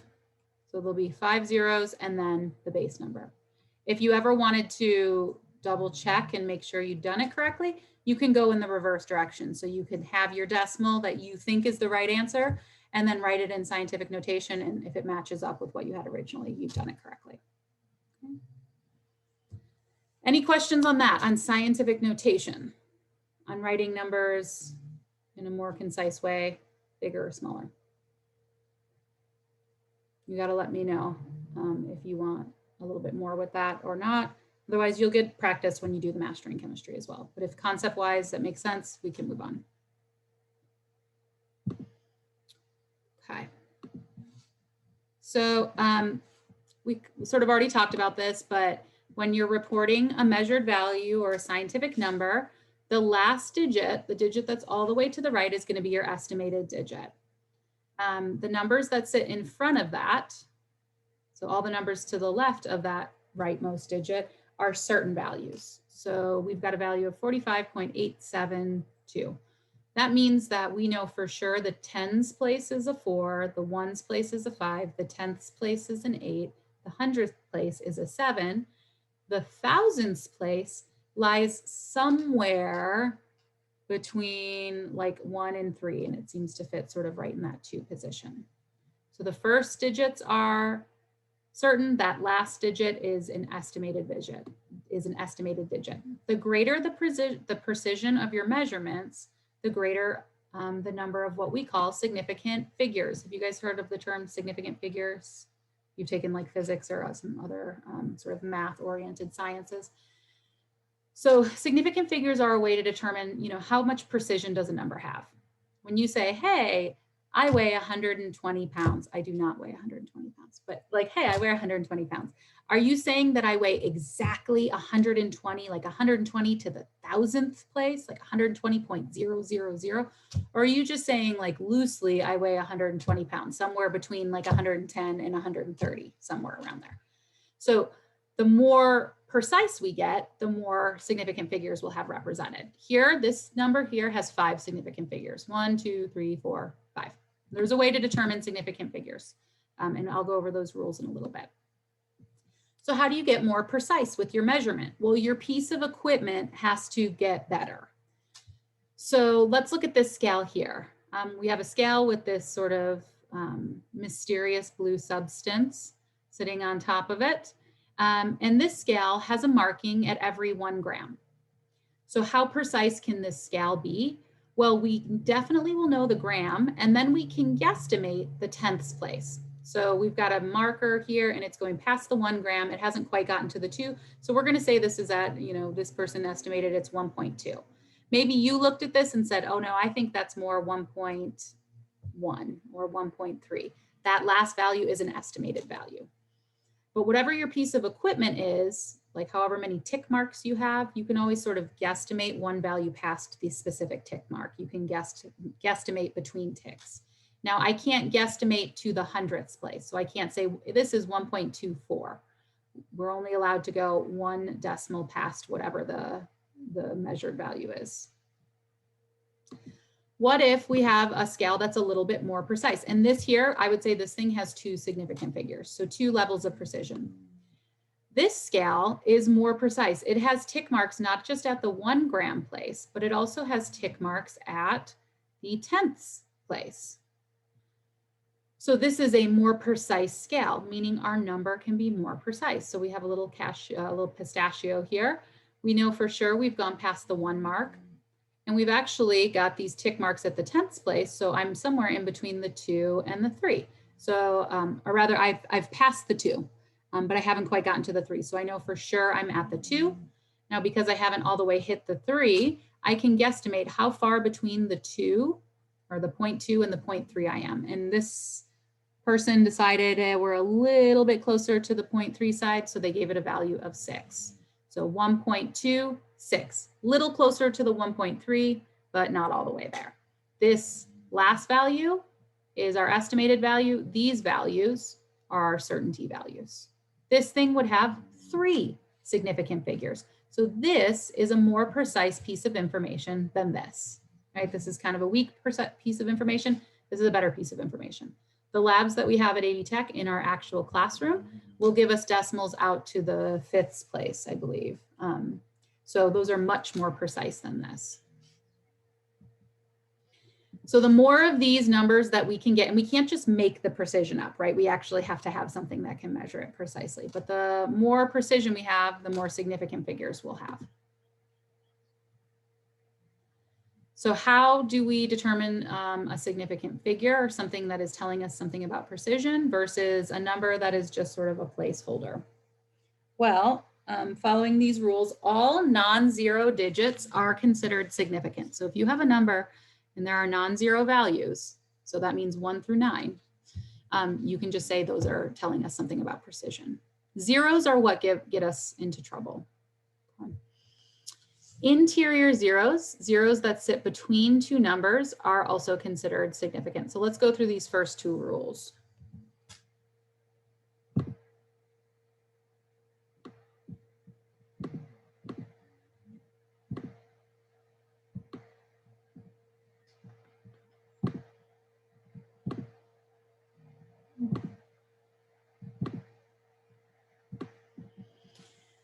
So we have 3, 5, 6, 7, 2.4. Okay, I've got a number here and I want to know how many significant figures does this guy have? Well, all of these are non-zero numbers. So I can say that every one of those numbers is telling me something about the precision. So 1, 2, 3, 4, 5, 6, 7. We would say that this thing has 7 sig figs. All right, another number, 30004. How many significant figures does this number have? Well, we know that the non-zero numbers are significant, right? So the 3 and the 4 are significant. Any zeros that are interior, that sit between 2 non-zero numbers, are significant. That was the second rule that we had here. Interior zeros between 2 numbers are significant. Why is that the case? Well, what is significant? What are significant figures telling us? They're telling us how precise the number is, right? Precision comes in a block. So it's not like my number is precise and then all of a sudden it loses precision and then it becomes precise again. It's like a unit of precision. So this thing would have 1, 2, 3, 4, 5 significant figures, 5 levels of significance. So 5 sig figs. The zeros are going to be the troublesome part. So let's look at some rules where this gets a little bit trickier. So trailing zeros, zeros to the right of a non-zero number that fall after a decimal point are significant. Blah, blah, blah, blah, blah, blah. Let's do an example to see what that looks like. So I'm going to give you, let's do 351. Let's start there. How many significant figures do we think that number has? 3. Yeah, that one's easy. Non-zeros, 3. 3 sig figs. Well, what if instead of 351, I wrote 351.0? This 0 is coming after a decimal place, after the number. So this actually has 1, 2, 3, 4 significant figures, 4 sig figs. What if I wrote the number, or not that I wrote it like I'm choosing, but what if the number instead was like in a science journal and it was written like this, 351.0000. How many significant figures does that have? That guy has 1, 2, 3, and then 4, 5, 6, and 7. 7 sig figs.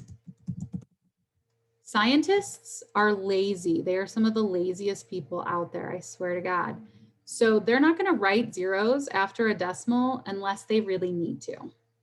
Okay, the reason that this scientist or whoever put this out there is putting these decimals in is because their piece of information, their equipment, was able to measure this thing out to the 4th place. And it happened to nail 0 every single time. And so instead of just having like a loosey-goosey scale that's, let's say we're measuring weight and it's 351, it's just not 351 pounds, it's 351.0000 pounds. It is like super precise. Okay, so decimal zeros that come after a decimal like this, after the numerical value, are letting us know something about significance or how precise the number is. It's getting more precise. Some other rules. Trailing zeros that fall before a decimal point are significant. Okay. So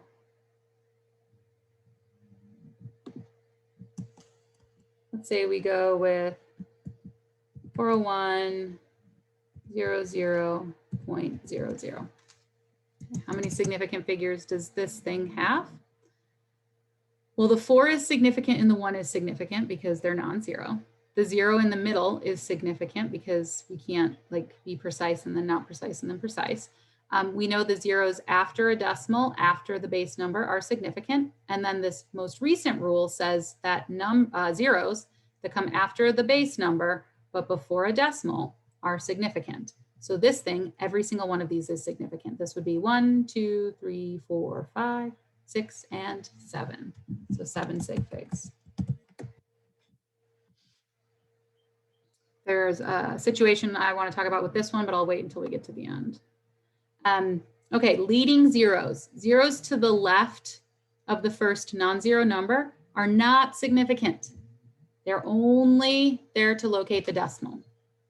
So something like this, 0.000400052. How many significant figures do we have here? The 4 is definitely significant. The 5 and the 2 are significant. These 2 zeros in the center are not significant, all right? They are getting ahead of myself. The 4 is significant, the 5 and the 2 are significant. These 2 zeros in the center are significant because they're kind of surrounded by or coupled by significance. These zeros in the front are not significant. They're just a placeholder, right? They're just letting you know how big or small the number is. Does this 0 here tell me anything about how precise the number is? No. Precision happens to the right. As we add digits to the right, as we fill things into the right here, this gives us significance. zeros in front of the number are just placeholders. So we would go with 1, 2, 3, 4, 5 sig figs.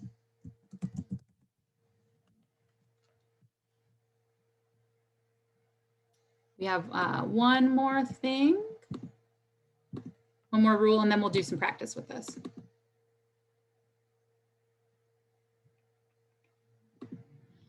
So trailing zeros.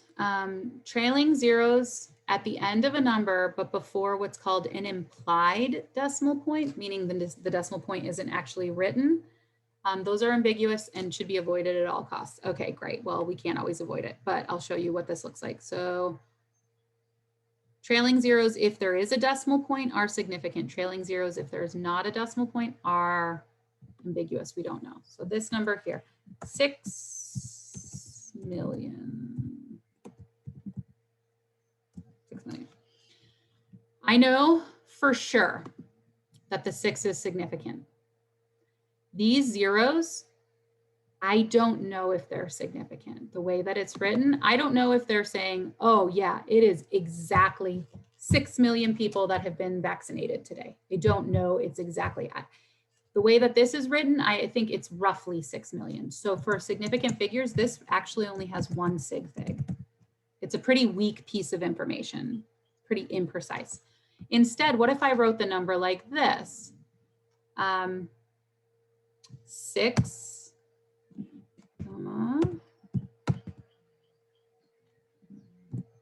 and I put a decimal there. I know that seems like so silly, right? Aren't these the same things? Well, when that decimal is there, that means, oh, no, this is measured precisely to the ones place. So all of these numbers become significant, and this is now 7 sig figs.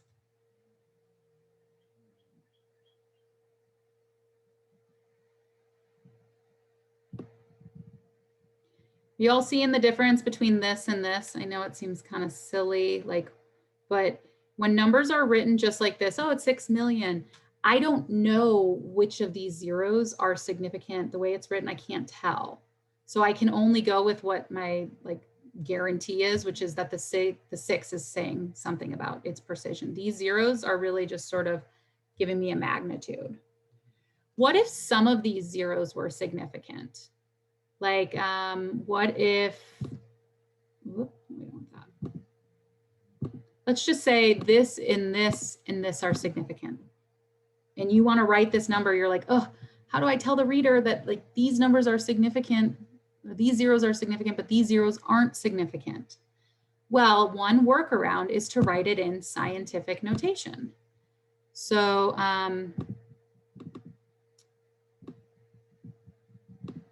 we said we wanted to keep 3 of the zeros significant, right? I can write it like this, 6.000 times 10 to the 6th power.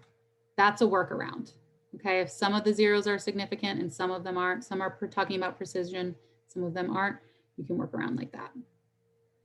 So to keep the significance of the first 3 zeros, you place them, but you still put the exponent to the 6th power? Yeah, because we don't want to lose how big the number is, right? I wouldn't want to just write like let's say that just these 3 are significant. I can't write it like this because this number is much smaller than this number, right? This is in the millions, this is in the thousands. So I can't just cut the zeros off. The zeros are acting as a placeholder to let you know how large or small the number is, but it's not telling you anything about how precise the number is. So there's 2 different things when looking at numbers, how large or small the number is, and then how precise the number is. That makes sense. Yes.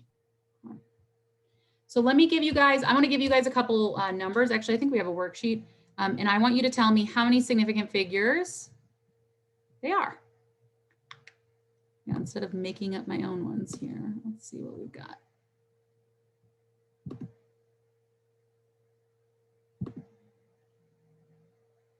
Okay, so looking at these here, I'll give you all 4 minutes to go through for these top ones and tell me how many significant figures each number has. And if you want to go even a step further for like homework purposes or studying later, you can give yourself a reason why some of those zeros are or are not significant. Zoom in a little bit there for you.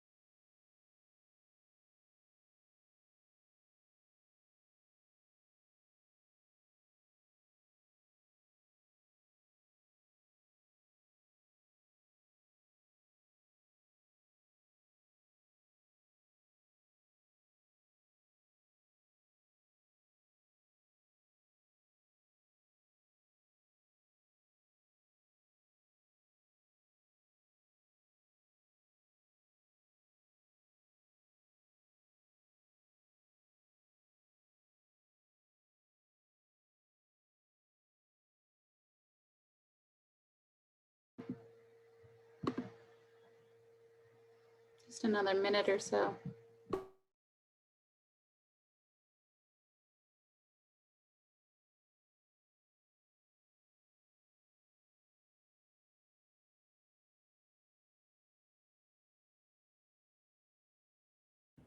I have a question. This is probably a dumb question, but like when we're doing the homeworks and stuff, we have access to the PowerPoints, right? Mhm. Okay. Yeah, they're all located in the different sections on our Moodle page. Like, so chapter Helpful one. to print out or no? Is it helpful for what? To print them out or no? Yeah, I mean, when I'm in person in lecturing, I always recommend people like print them out and then they can take notes and stuff on the actual page. So it may be helpful for you to do that. You know, I mean, if we were in person, that's normally what I recommend. But some people, just because we're online, people are doing things a little differently. Yeah.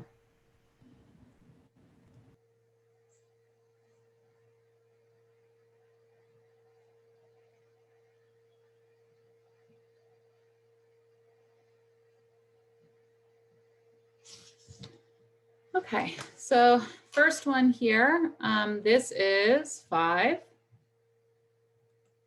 Got 5. All of those are non-zero. This one here is what, 6? All non-zero except for this guy, but he's sitting in between. This is 4. We've got a 1 and a 3 and then 2 zeros in between.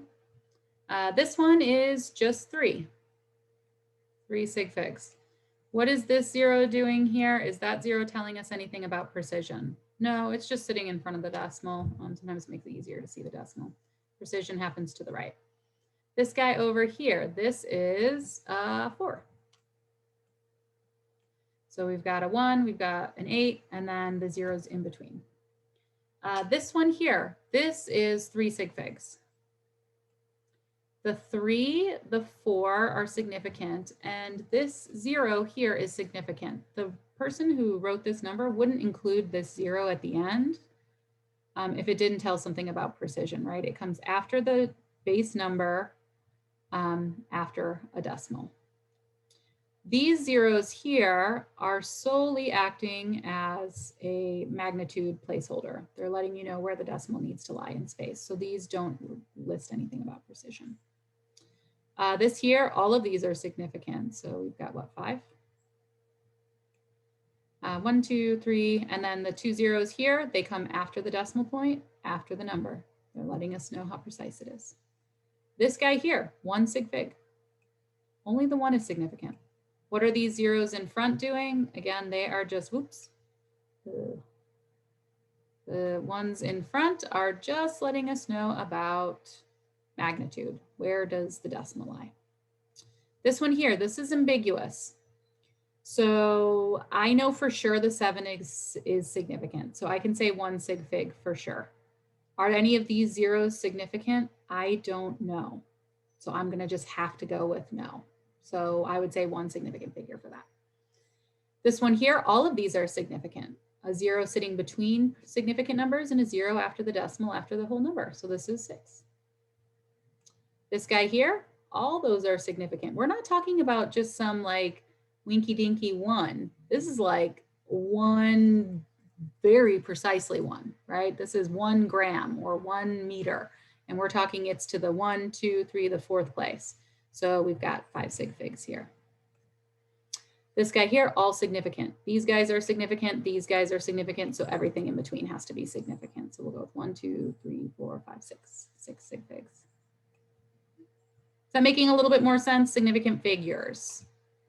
My care for significant figures will decrease as the semester goes on, but for this first part of the class, you have to know your sig figs, okay? So when you're running calculations, you have to be rounding to the correct number of sig figs. You have to be honoring the correct number of sig figs. As we move later on and the stuff gets more complicated, I stopped stressing quite so much about significant figures. All right. Can I ask a question before we move on? Yeah, of course. What's up? With knowing the difference between like precision and rounding, is there ever an instance where, for example, in the third column, we have 350.67. Is there ever an example where we may need to round up with having precision with significant figures? Yeah, so like, let's say we aren't allowed to have this many significant figures. We have to round to a lower number of significant figures, which we'll talk about. Let's say we could keep the 3, the 5, and the 0, and everything else is like junk information. We would use the 6 and round it to 351. And we're actually going to talk about rounding here in just a second. So let's see if it captures, the next section here captures what specifically maybe you're asking. And if not, come back around, okay?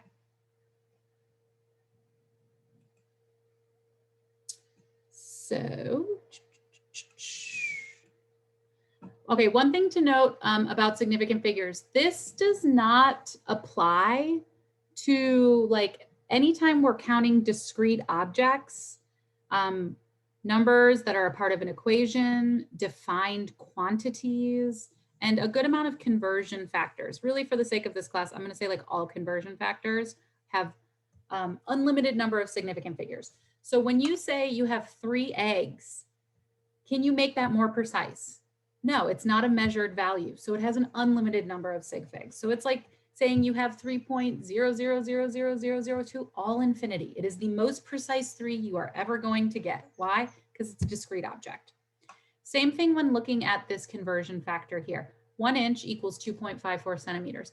This isn't 1 sig fig and this 3 sig figs. This is an infinite number of significant figures as this is, because this is a definition.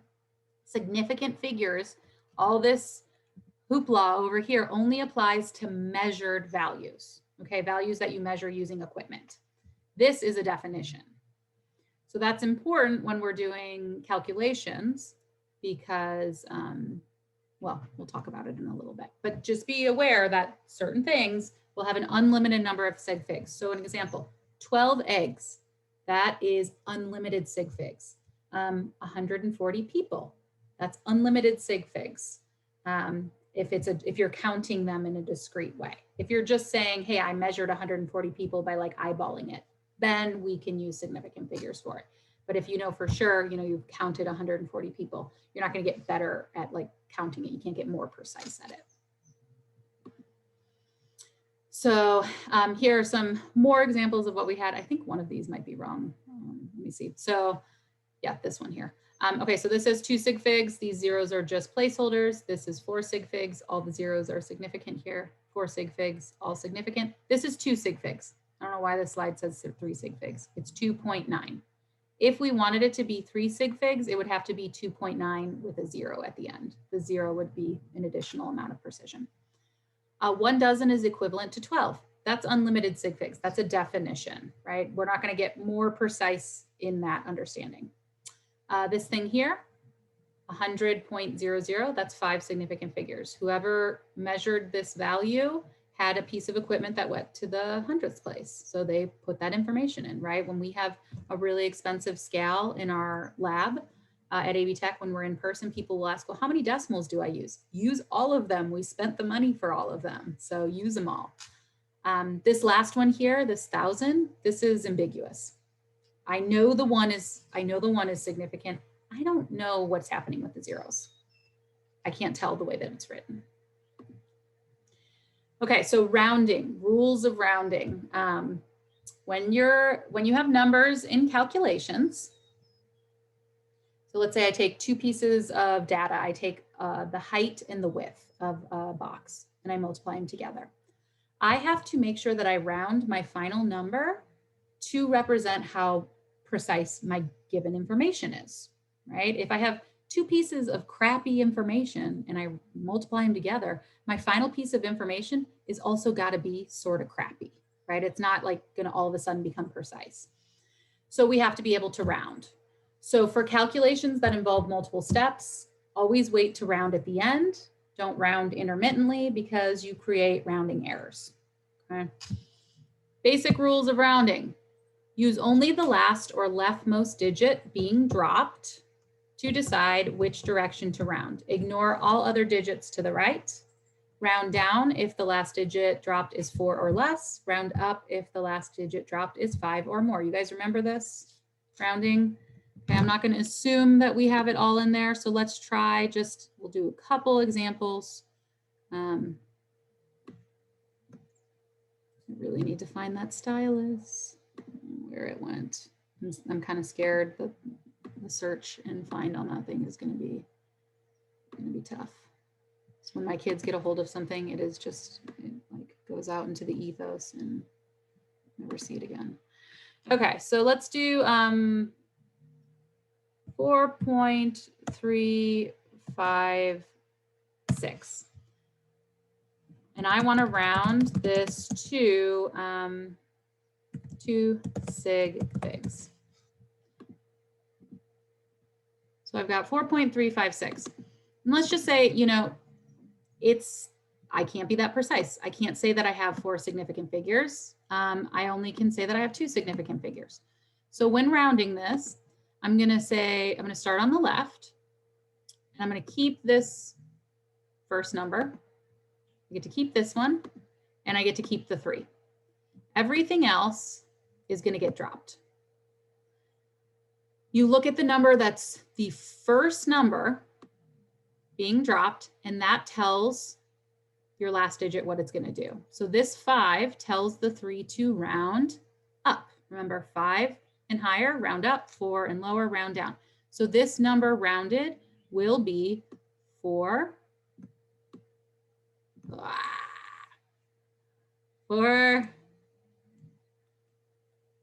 Franken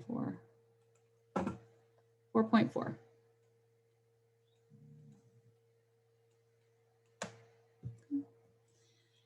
What about this thing? This is sort of my go-to example, but 4.449.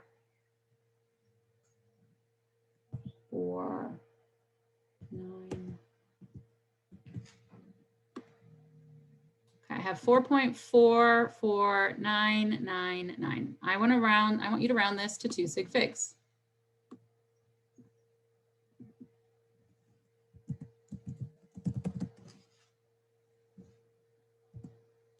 Here's easy enough, so I'll give you 20 seconds.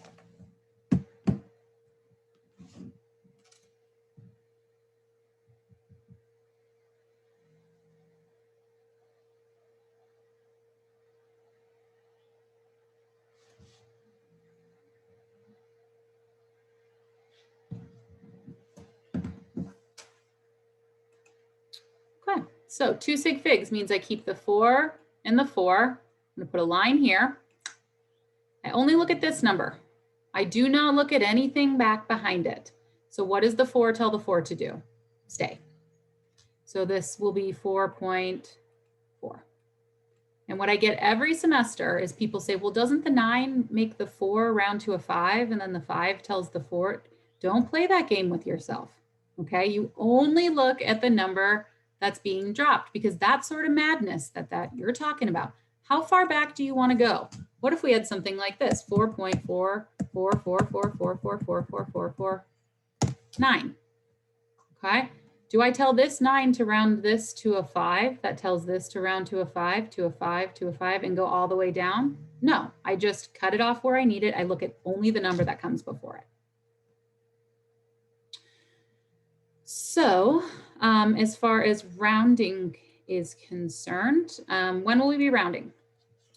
Well, anytime we're doing a calculation. So think of multiplication and division as their own sort of set of operations, and addition, subtraction as their own set or like hierarchy of operation.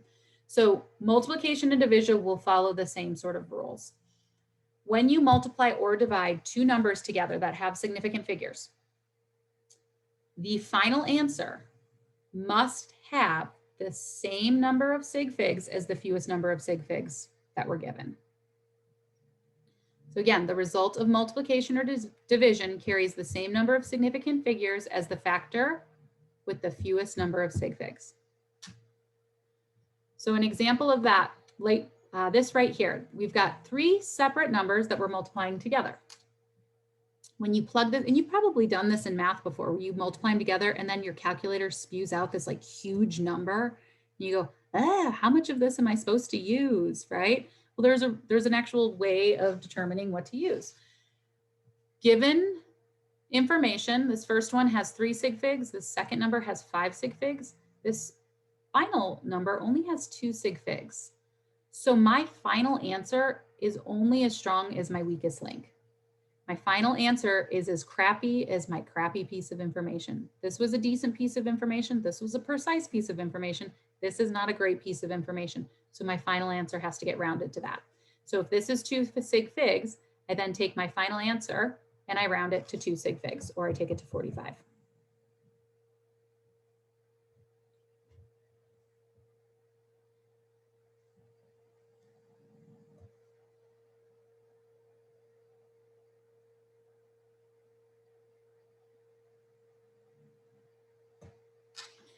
What about if we do division? Same thing, okay? So I've got a number with 4 significant figures. I divide it by a number that has only 3 significant figures, and I end up getting this spit out in my calculator. I can only honor 3 significant figures. I'm only as good as my least precise piece of information. So we keep the 9, we keep the 6, we keep the 5, and the 9 tells the 5 to round up. So we get 0.966.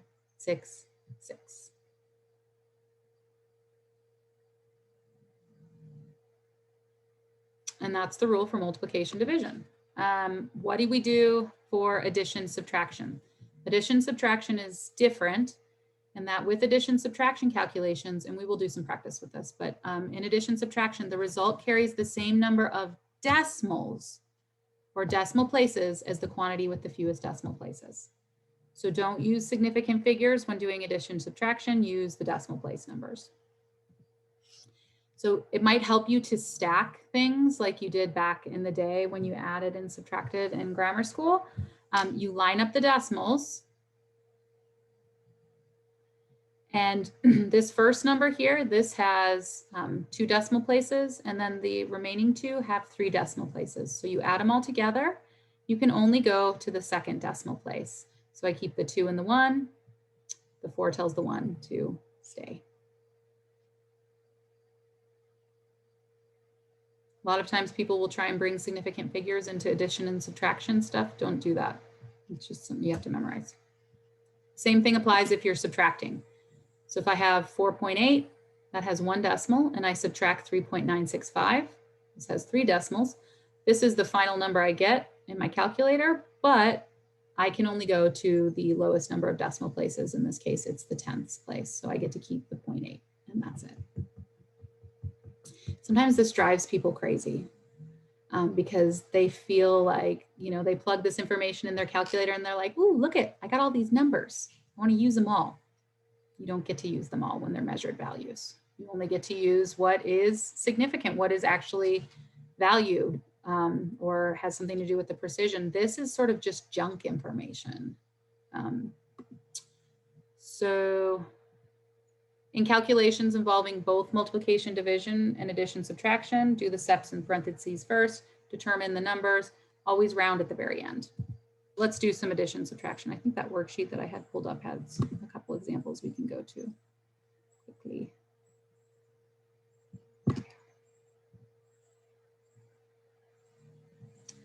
Okay, so I want you to do, just do the first 2 here, these 2. We don't spend a whole lot of time with addition, subtraction, and then do these 6 here for multiplication and division. I want you to plug it into your calculator. You don't necessarily have to write it all down, but plug it into your calculator and tell me, and then go ahead and round it to the correct number of sig figs. And we will come back together in about, 4 minutes while I scramble looking for my stylus.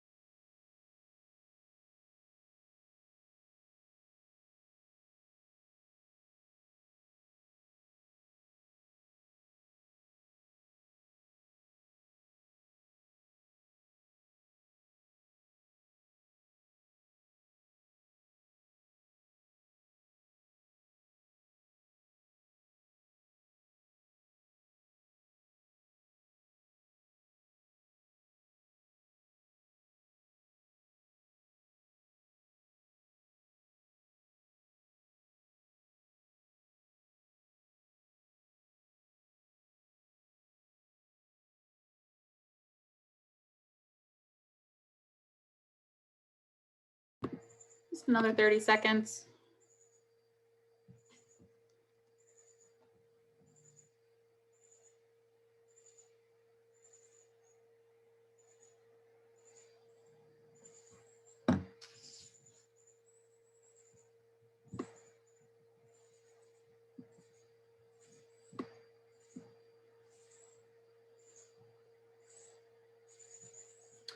Okay, and just so I don't have to submit you to my horrible handwriting, the answers are a little bit later on. Usually these worksheets have answers to them if you want to go back and do some more of them. If they don't, I can always help you out.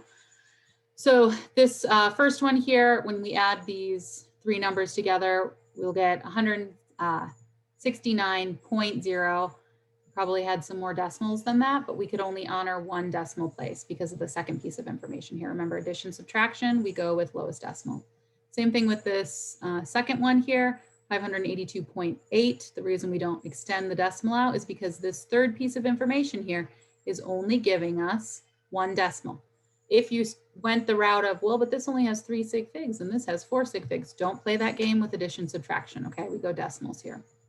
Now these numbers, so we have 23.7 times 3.8, and this second piece of information is our weaker piece. It only has 2 sig figs, so we go with 90. And they actually put the decimal in there. They didn't say just 90, they put 90 with the decimal, because then it lets the reader know that that 0 is significant. Here, when we multiply these two together, 4 pieces of sig fig, 4 pieces of precision, 2 pieces of precision. Final answer can only have 2 pieces, or 11. This one here, this guy is only 2 significant figures, this second one. Those 2 zeros are just leading zeros, so our final answer needs to get rounded to 2 sig figs, so we get 0.81. Over here, we've got 2 numbers. The second one has 3 sig figs. They wrote this in scientific notation.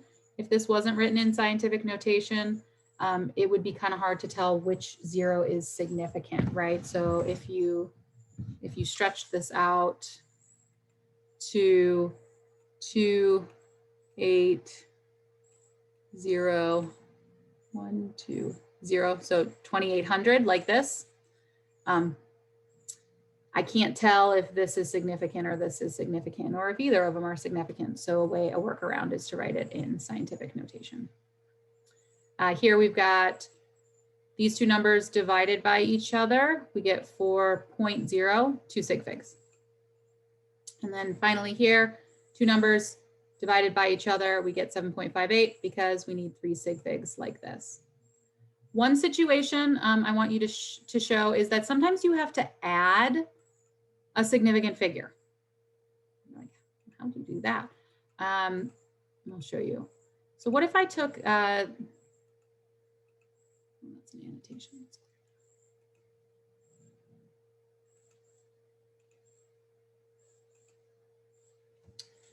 6.000, and I divide it by 3.00. And when I plug that into my calculator, I mean, it's really taking 6 divided by 3, right? So I end up with a value of 2. Is 2 enough to represent the significance in this problem, or the precision in this problem? It's not. The first number here is 4 sig figs. The second number here is 3 sig figs. So my final answer needs to have 3 sig figs. How do I add sig figs to this? I put a 0, a decimal, and I add 2 zeros. Okay, now I've taken what was originally a 1 significant value, right? And now it has 3 significant values. So if you ever need to add significance, if you're like, oh, my number is 23 and I need 3 sig figs, you'd go with 23.0. Put a decimal and add a 0. So yeah, sig figs are going to be really important in this first chapter. Mastering chemistry is, oh man, they are such sticklers for sig figs. So when you're plugging in things, make sure you're really getting those sig figs put down correct. It will sometimes say it's correct and you don't have the correct sig fig. So just make sure you're doing that. We're going to do just a little bit more and then we'll, I think, what are we at right now? 11:46. We'll probably go till just before noon and then we'll break early. Okay, so let's just push through it. So thus far, we've talked about numbers. We got an idea of how to write numbers in scientific notation. We know how precise they are, but just saying, hey, 23 or 23.0, that doesn't really mean anything if it doesn't have a unit to it. 23.0 what? Like grams, 23.0 meters? I don't know what this means. So we've got to start attaching units to our numbers. So the basic unit of measurement that we have here, in science, we use what's known as the SI unit system or the International System of Units. This a lot of times, it correlates to the metric system. We don't use the metric system in the United States very regularly, which is absolutely ridiculous because the metric system is far superior to the British system. How many inches are in a feet? 12. How many feet are in a yard? 3. How many feet are in a mile? Usually I get that look, Will. Yeah, usually like everybody in class is like 280. 5,280. How does that relate to 3 or 12? How many yards are in a mile? Who knows, right? They're all over the place. Okay, now that is different from the metric system where everything is on a base of 10. So how many meters are in a kilometer? 1,000. How many meters are in a decimeter?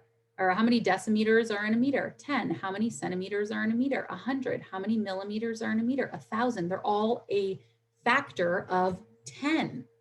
It's 10, 100, 1,000, 10,000. Like it's not, you're not going to get these like weird numbers. So that's why we like this. I like this system much better. And I'm going to show you guys this system in depth.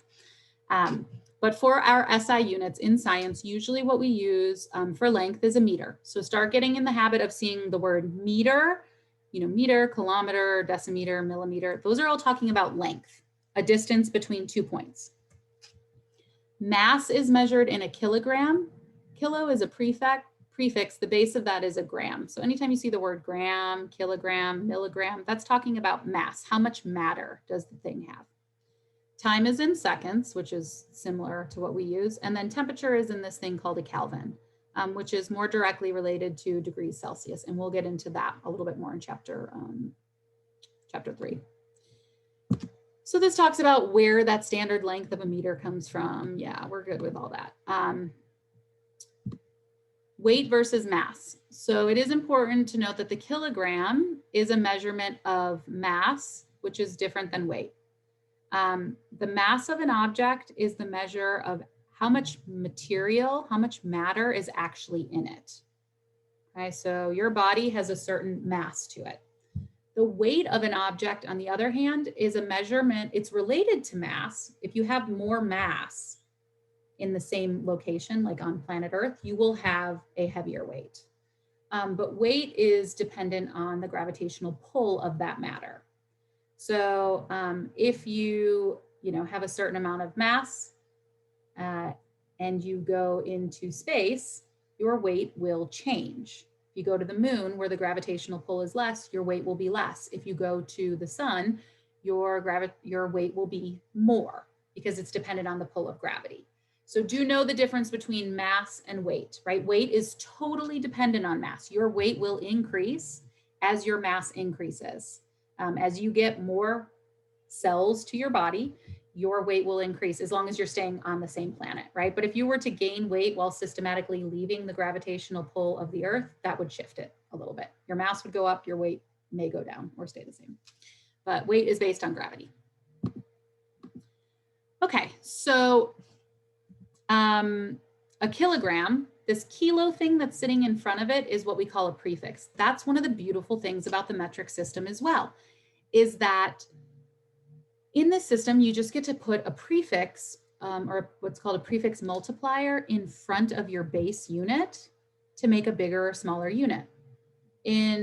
Let's go back to the British system, what we work with, everything is sort of like We've got inch, we've got foot, we've got yard, we've got mile. All those words don't in any way correlate to each other, right? They're their own sort of entity and you have to kind of memorize it. In the metric system, we put our base unit right, you can't really see it on here, but the base unit, I don't know why they don't add it, goes right here. So let's put our base unit, base. What are examples of base units? Gram, meter, liter, second, joule. What am I forgetting? I know I'm forgetting some things. Gram, meter, liter, second, joule. Can't think of other ones right now, but this is the base, right? So gram is talking about mass, meter is talking about length, liter is talking about volume, second is talking about time, joule is talking about energy. If I want to make a bigger version of a gram, like let's say I'm talking about the mass of the sun and I don't want to use a gram, I can just stick one of these guys on it to make a bigger unit. So a kilogram is 1,000 times bigger than a gram. A hectogram is 100 times bigger than a gram. A decagram is 10 times bigger. It increases on a scale of 10. Now, once we get past kilo and milli on this, the prefixes will increase by a factor of 1,000 or 3 decimal places, okay? So a kilogram, when we get to a mega, that's actually 1,000 times or 3 decimal slots bigger than a kilo. Remember, like maybe some of you are old enough to remember when computers had like megabytes, okay? A gigabyte is going to be a factor of 1,000 times greater than a megabyte. And then we've got these wonderful things now called terabytes, which hold 1,000 times greater than our gigabyte. So they're always increasing by these lovely factors of 10. There is no 12, there is no 3, there is no 5,280. It's just an increase or a decrease of your zeros. Same thing in the other direction. So if I've got my base unit here, let's say I've got a meter. Well, 1/10 of a meter is a decigram, or I'm sorry, a decimeter. A 100th of a meter is a centimeter. 1,000th of a meter is a millimeter. Then we move to a factor of 1,000. So again, once we get outside of this, then we go, you know, a millionth is a micrometer, a billionth is a nanometer, a pico and a femto. So we can now just sort of move our decimal around or add and subtract prefixes to get the value we want. So much cleaner than what we have to deal with. So I'm going to show you a way to memorize this between kilo and milli. It's called King Henry Died Before Drinking Chocolate Milk. Okay, so you want to write that out. I will type it out because I won't even attempt that with my mouse. King Henry died before drinking chocolate milk. So writing down here, I guess I can try. King is our key. Well, let's go to the middle. B before, that's our base. Okay, so base can be base. Again, your base unit could be a meter, a liter, a gram, a second, a joule. King is kilo. Henry is hecta. Died is deca. So these are bigger on the left side. Drinking is deci. Chocolate is centi. Milk is milli. Okay, these are smaller on this side. This is a really great way to change units. So let's say I am given a piece of information and I want to like do a quick conversion on it. Okay, so given I have 522 millimeters. And I want to know how many just meters that is. Let's say, like conceptually, I can't really think of a millimeter. I want to get it into meters. So how do I do that? Well, I can use this nifty chart as long as it's written correctly like this, and you understand these are the smaller and this is the bigger. Where are we starting? If it's a millimeter, I'm starting at milk, right? I want to get to meter. Meter is a base unit, right? There's nothing sitting in front of it, so we want to get to the base. So what do I have to do? I have to hop. How many hops to get over there? 1, 2, 3 hops. Where does the decimal live in my number? It lives right here. I'm going to hop it in the same direction I hopped on my flow chart. So I'm going to hop it 1, 2, 3. Now it lives right there. So how many meters is 522 millimeters? It's 0.522 meters. And we were able to really easily change the unit. What if I say I've got,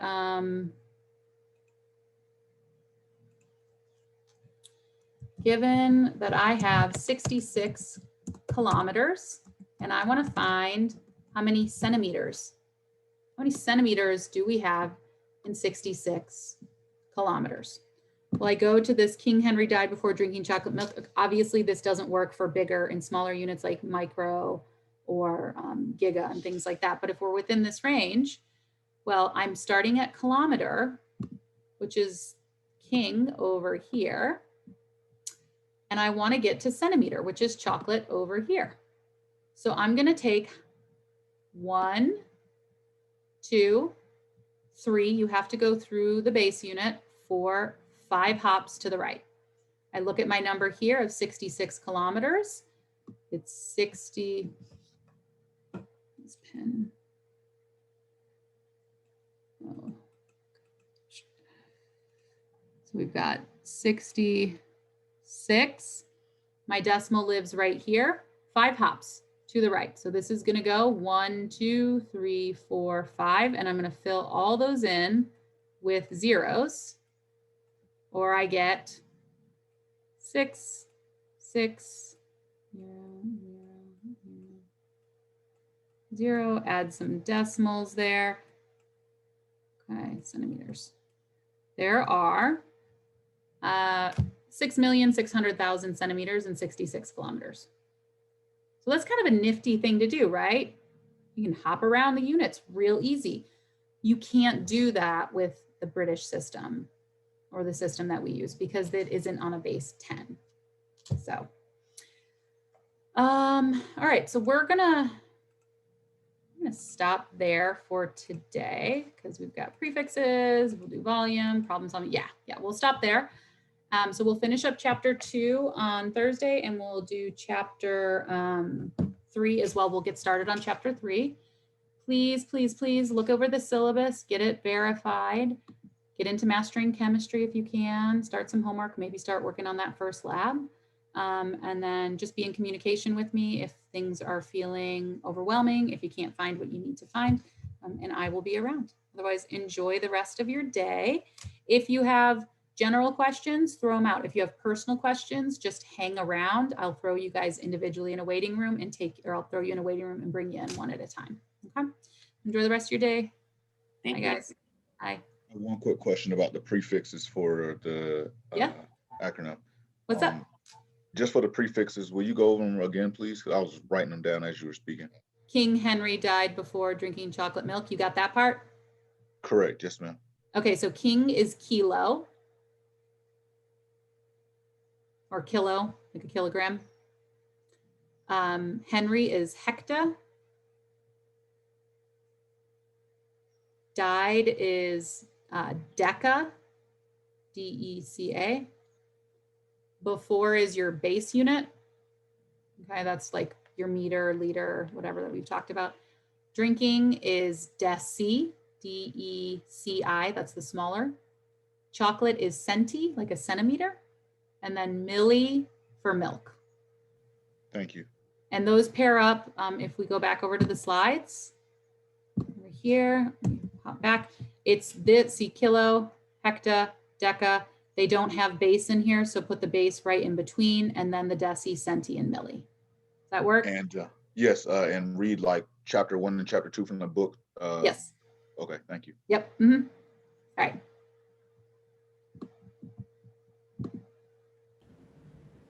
Just to clarify, we're not in tomorrow, right? Unless we have an emergency or need help. We let you know. Yeah, just send me an email and I can be around to help you out. Okay, so we wouldn't have to be back until 9:30 on Thursday. Exactly. Thank you. All right, bye. Hey Candace, it's Caitlin. Hey, what's How up, are you? Caitlin? Good, how are I you? finally got in. I was having some issues, but so I missed the beginning of class. Okay, I'll put it up on our my YouTube webpage. Okay. I also noticed I rented the book from Amazon and it's the 6th edition. Is that going to be? It should be fine. It should be okay. Fine. Yeah. Okay. Oh, Is there anything else? Chemistry hasn't changed. Yeah, I figured it just might have some different wording. Yeah. Is there anything else I missed that's significant, I guess? I mean, we did a lot of housekeeping stuff in the beginning, so I would just, once this gets done, I'll try and post this one as soon as possible so that you can just review it. Okay. So I'll try and get it up by tomorrow. Okay, sounds good. Okay. And then you can peek at it and catch up before next lecture. All right, I appreciate it. Okay, Thanks. Caitlin. Have a good one. You too. Okay. Any other, James? Yeah, you got a general question? Well, this was for the lab things. Where I right-clicked and I think I got it to work. You got it to work? Yep. So we're okay. good. Yeah. I don't know why it doesn't have an automatic link on it. But yes. It is embedded in there. So you just have to pull it up. Right-click it. Okay, so I'm done. Okay. Bye, James. I'll see you on Thursday.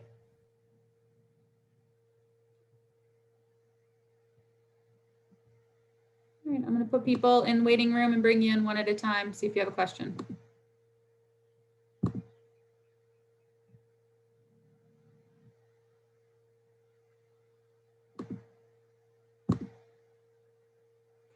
Tristan?